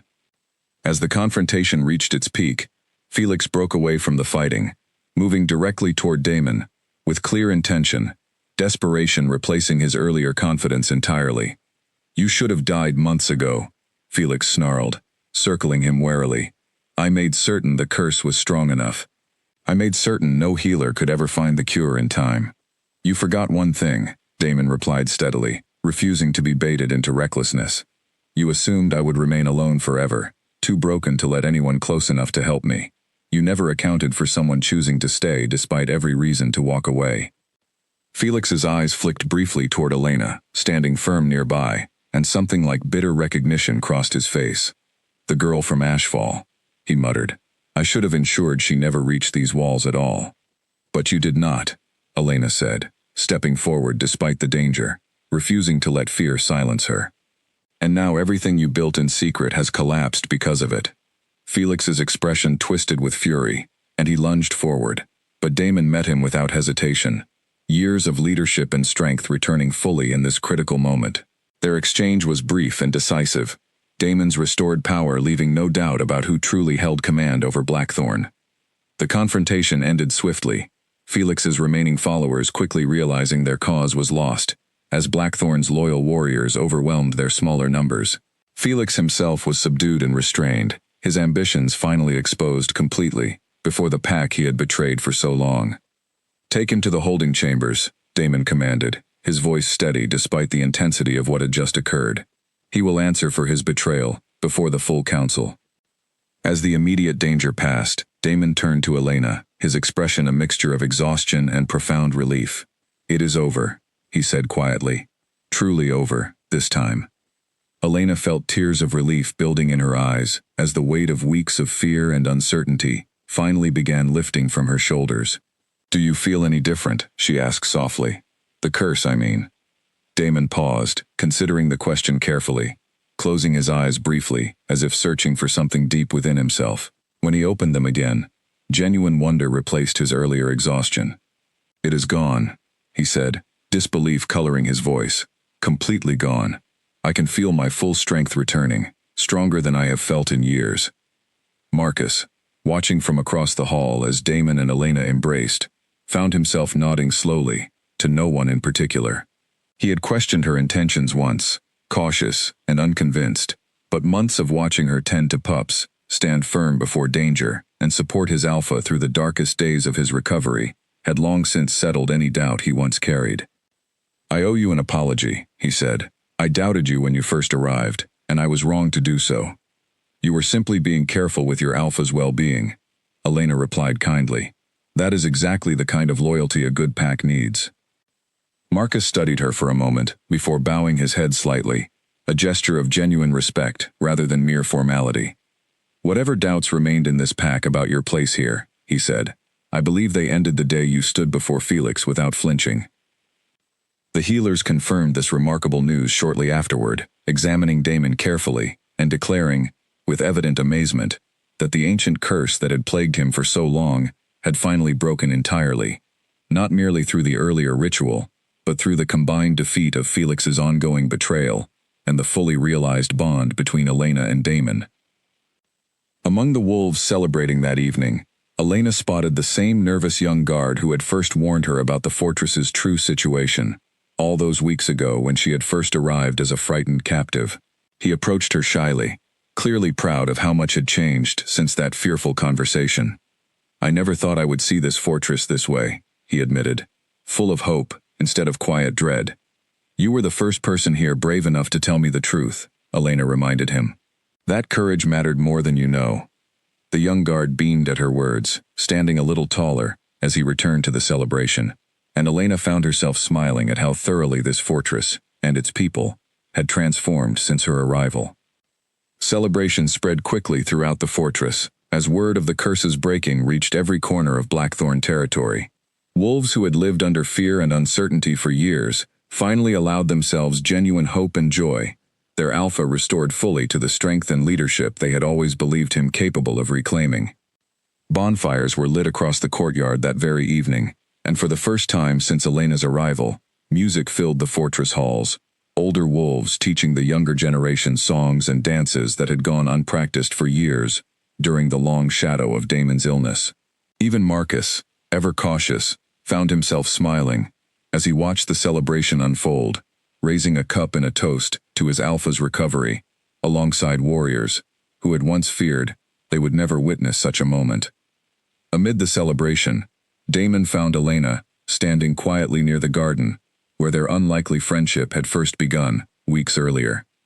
He approached slowly, his expression carrying a tenderness she had never before witnessed from the once fearsome Alpha King. "None of this would have been possible without you," he said softly. "Your sacrifice, your honesty, your willingness to trust me, despite everything you had every right to fear. You did not simply break my curse, Elena. You gave me back my life entirely." Elena felt her heart swell with emotions she had never expected to experience when she first stepped forward to save her pack all those weeks ago.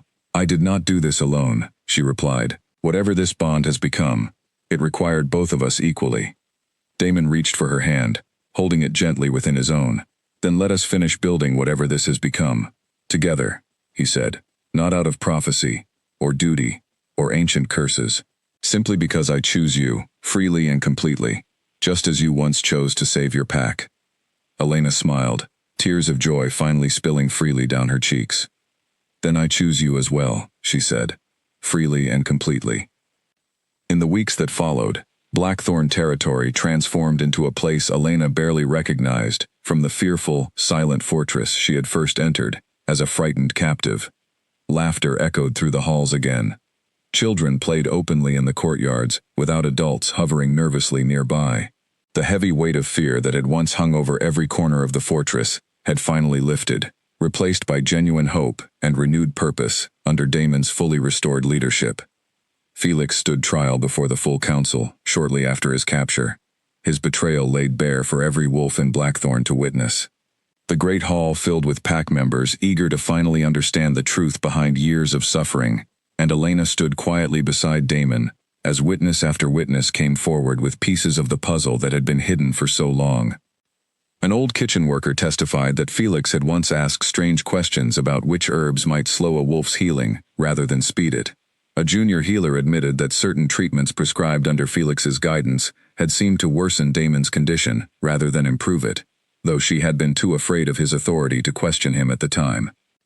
A third witness, an elderly council member who had served alongside Felix for many years, spoke with visible sorrow rather than anger. "I considered him a friend," the old wolf admitted, his voice heavy. "I defended his judgment more than once when others questioned his methods. I feel the weight of that misplaced trust deeply, and I suspect I am not alone in that feeling within this hall." Murmurs of agreement rippled through the gathered crowd, many faces reflecting the same painful realization that a trusted member of their own community had caused such lasting harm. Elena watched Damon carefully during these testimonies, noting the controlled calm he maintained despite the clear pain each revelation caused him. Piece by piece, the true depth of his years-long scheme unfolded before the gathered pack, revealing a patience and cruelty that left even hardened warriors shaking their heads in disbelief. Felix himself said little in his own defense, his earlier confidence replaced by a bitter resignation now that his plans lay fully exposed. "You were never fit to lead after the betrayal weakened you," he finally spat, when Damon asked if he had anything to say. "I only sought to hasten what was already inevitable. And yet here I stand," Damon replied evenly, "stronger than I have been in years, while you kneel before the very council you once served, exposed as the true traitor this pack needed to fear all along." His ambition, his years of quiet sabotage against his own alpha, and his role in arranging the renewed attack against Ashfall were all confirmed through careful investigation. Damon, now fully himself again, delivered judgment with the same fairness his pack remembered from before his long illness, ensuring justice without unnecessary cruelty, a balance that further cemented the trust his people placed in him. With the immediate threats resolved, attention turned towards strengthening the bond between the two packs that had fought so bravely together at Ashfall's borders. Owen traveled personally to Blackthorn to formalize an alliance between the two territories, one built not on fear or obligation, but on genuine respect, earned through shared sacrifice and mutual aid. Owen traveled personally to Blackthorn to formalize an alliance between the two territories, one built not on fear or obligation, but on genuine respect, earned through shared sacrifice and mutual aid.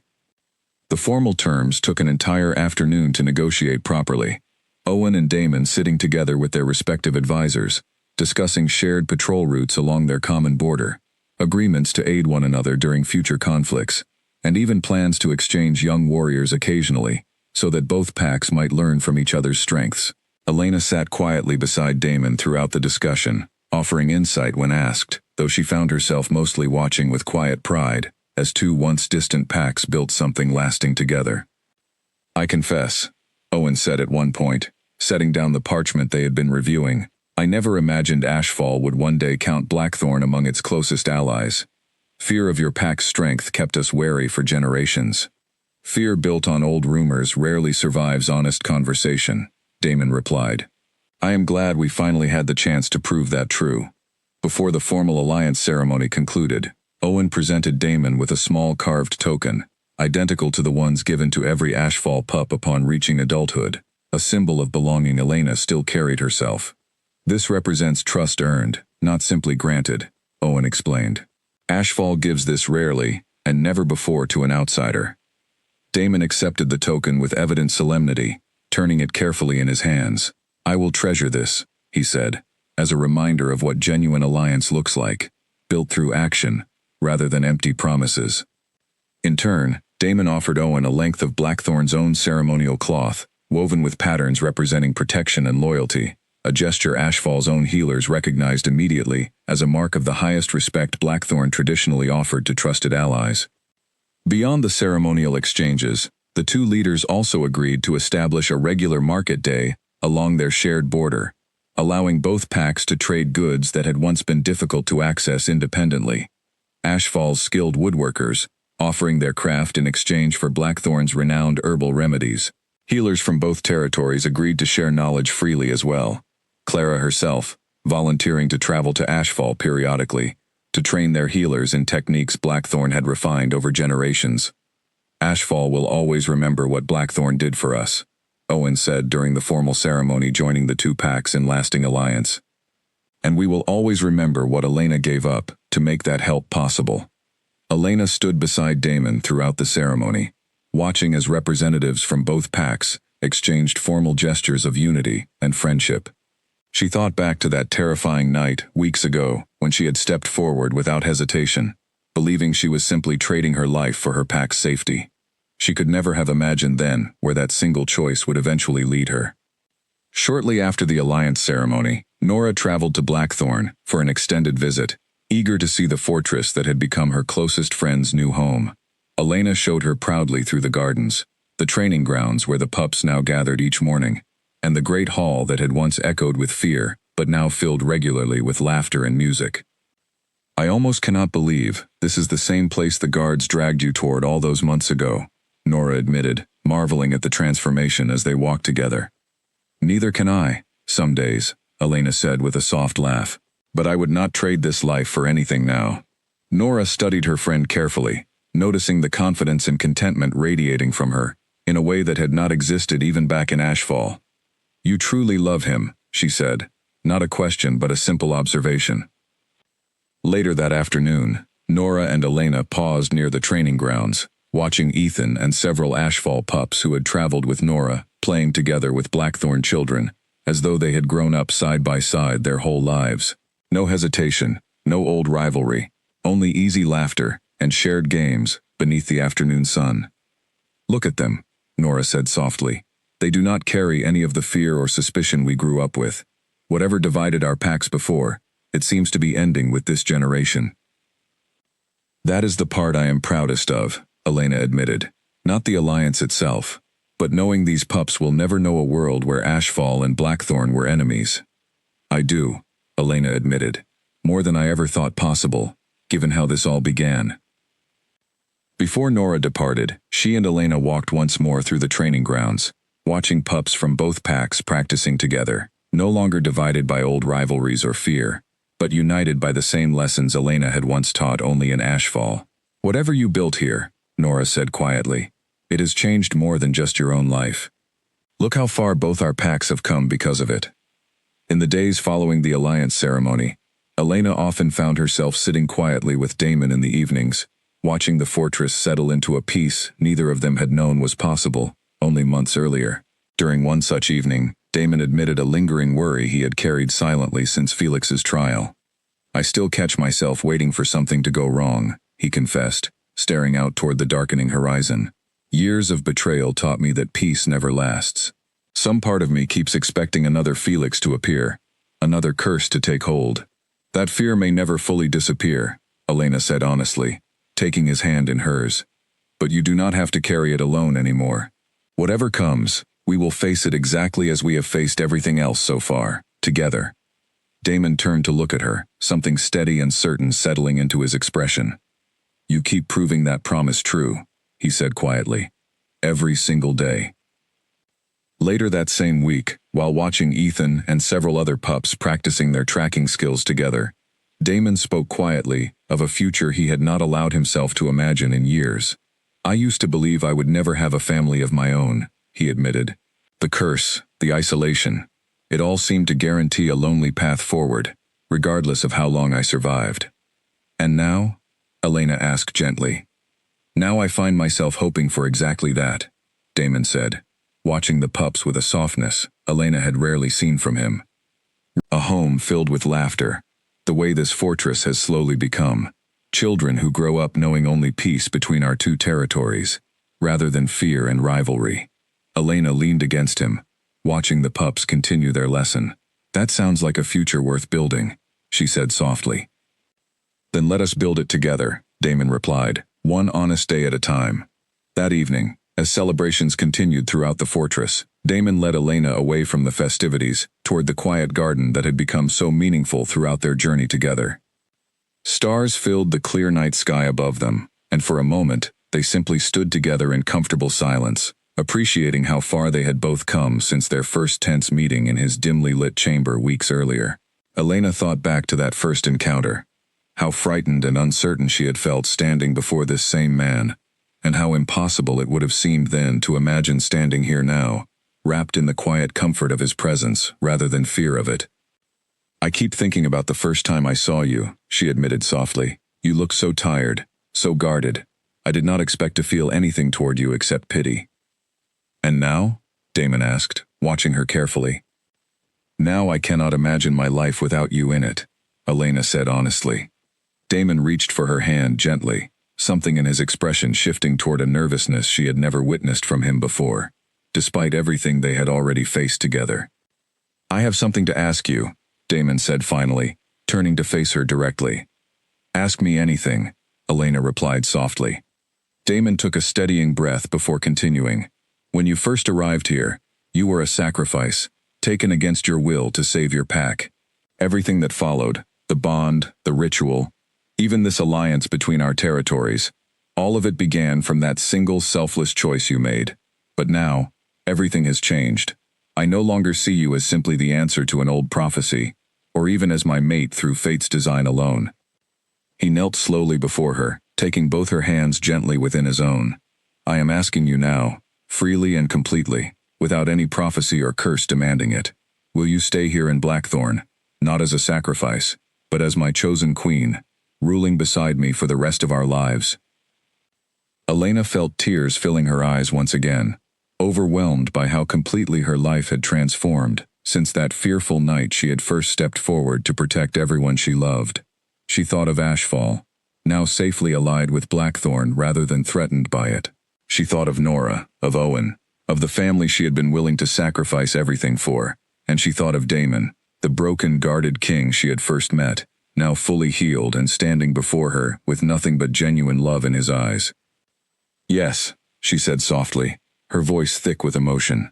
"I will stay, not because fate demands it, but because I choose this life, and I choose you, completely and freely." Damon rose to his feet, pulling her into a warm embrace, as relief and joy washed over both of them completely. Around them, the fortress that had once echoed with fear and uncertainty now held only warmth, hope, and the promise of a future neither of them could have imagined when this journey first began. News of their union spread quickly through both territories, and preparations soon began for a celebration that would properly mark Elena's place as Queen of Blackthorn. The great hall, once filled with silence and fear during Damon's long illness, was transformed with garlands of wildflowers, gathered from the very garden where their friendship had first taken root.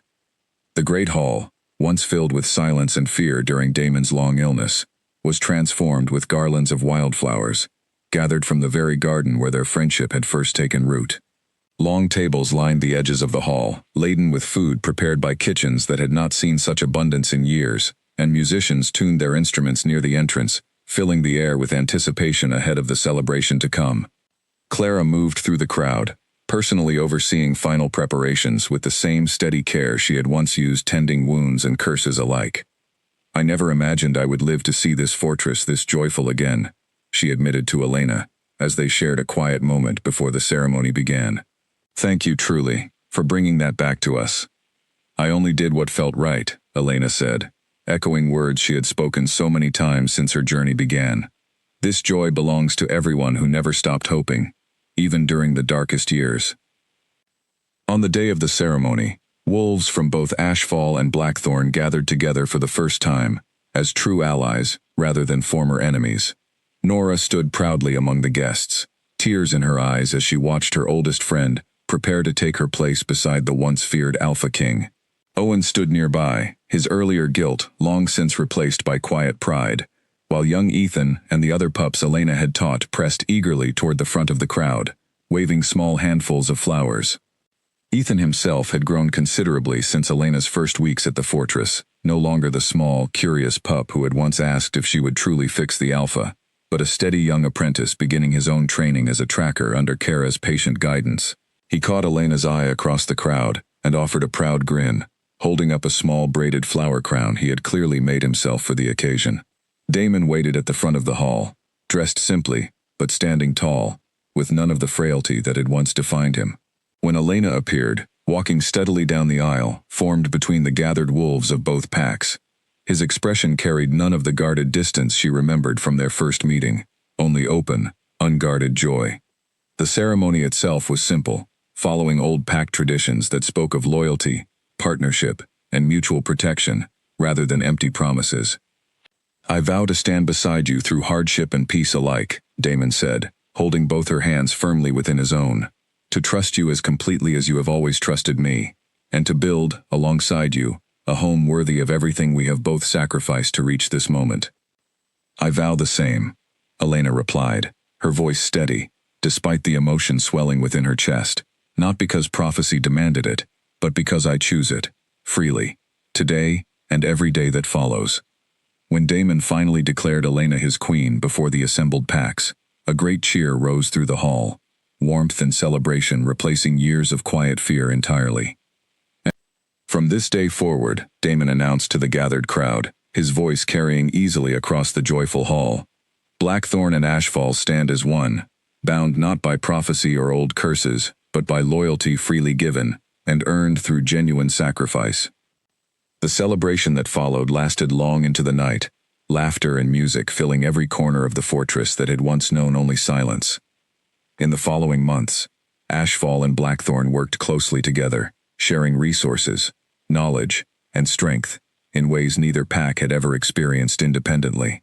Elena often traveled between both homes, teaching young pups from both packs the same tracking skills she had once taught only in Ashfall, watching proudly as the next generation grew up without the fear and division that had once separated their people.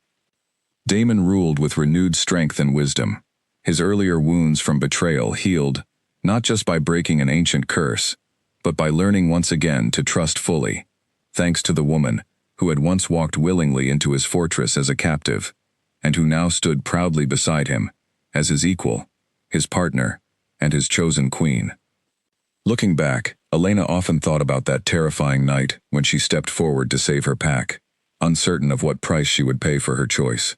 She could never have imagined that her sacrifice would lead her not toward loss, but toward an entirely unexpected life, filled with purpose, love, and belonging she had never thought possible.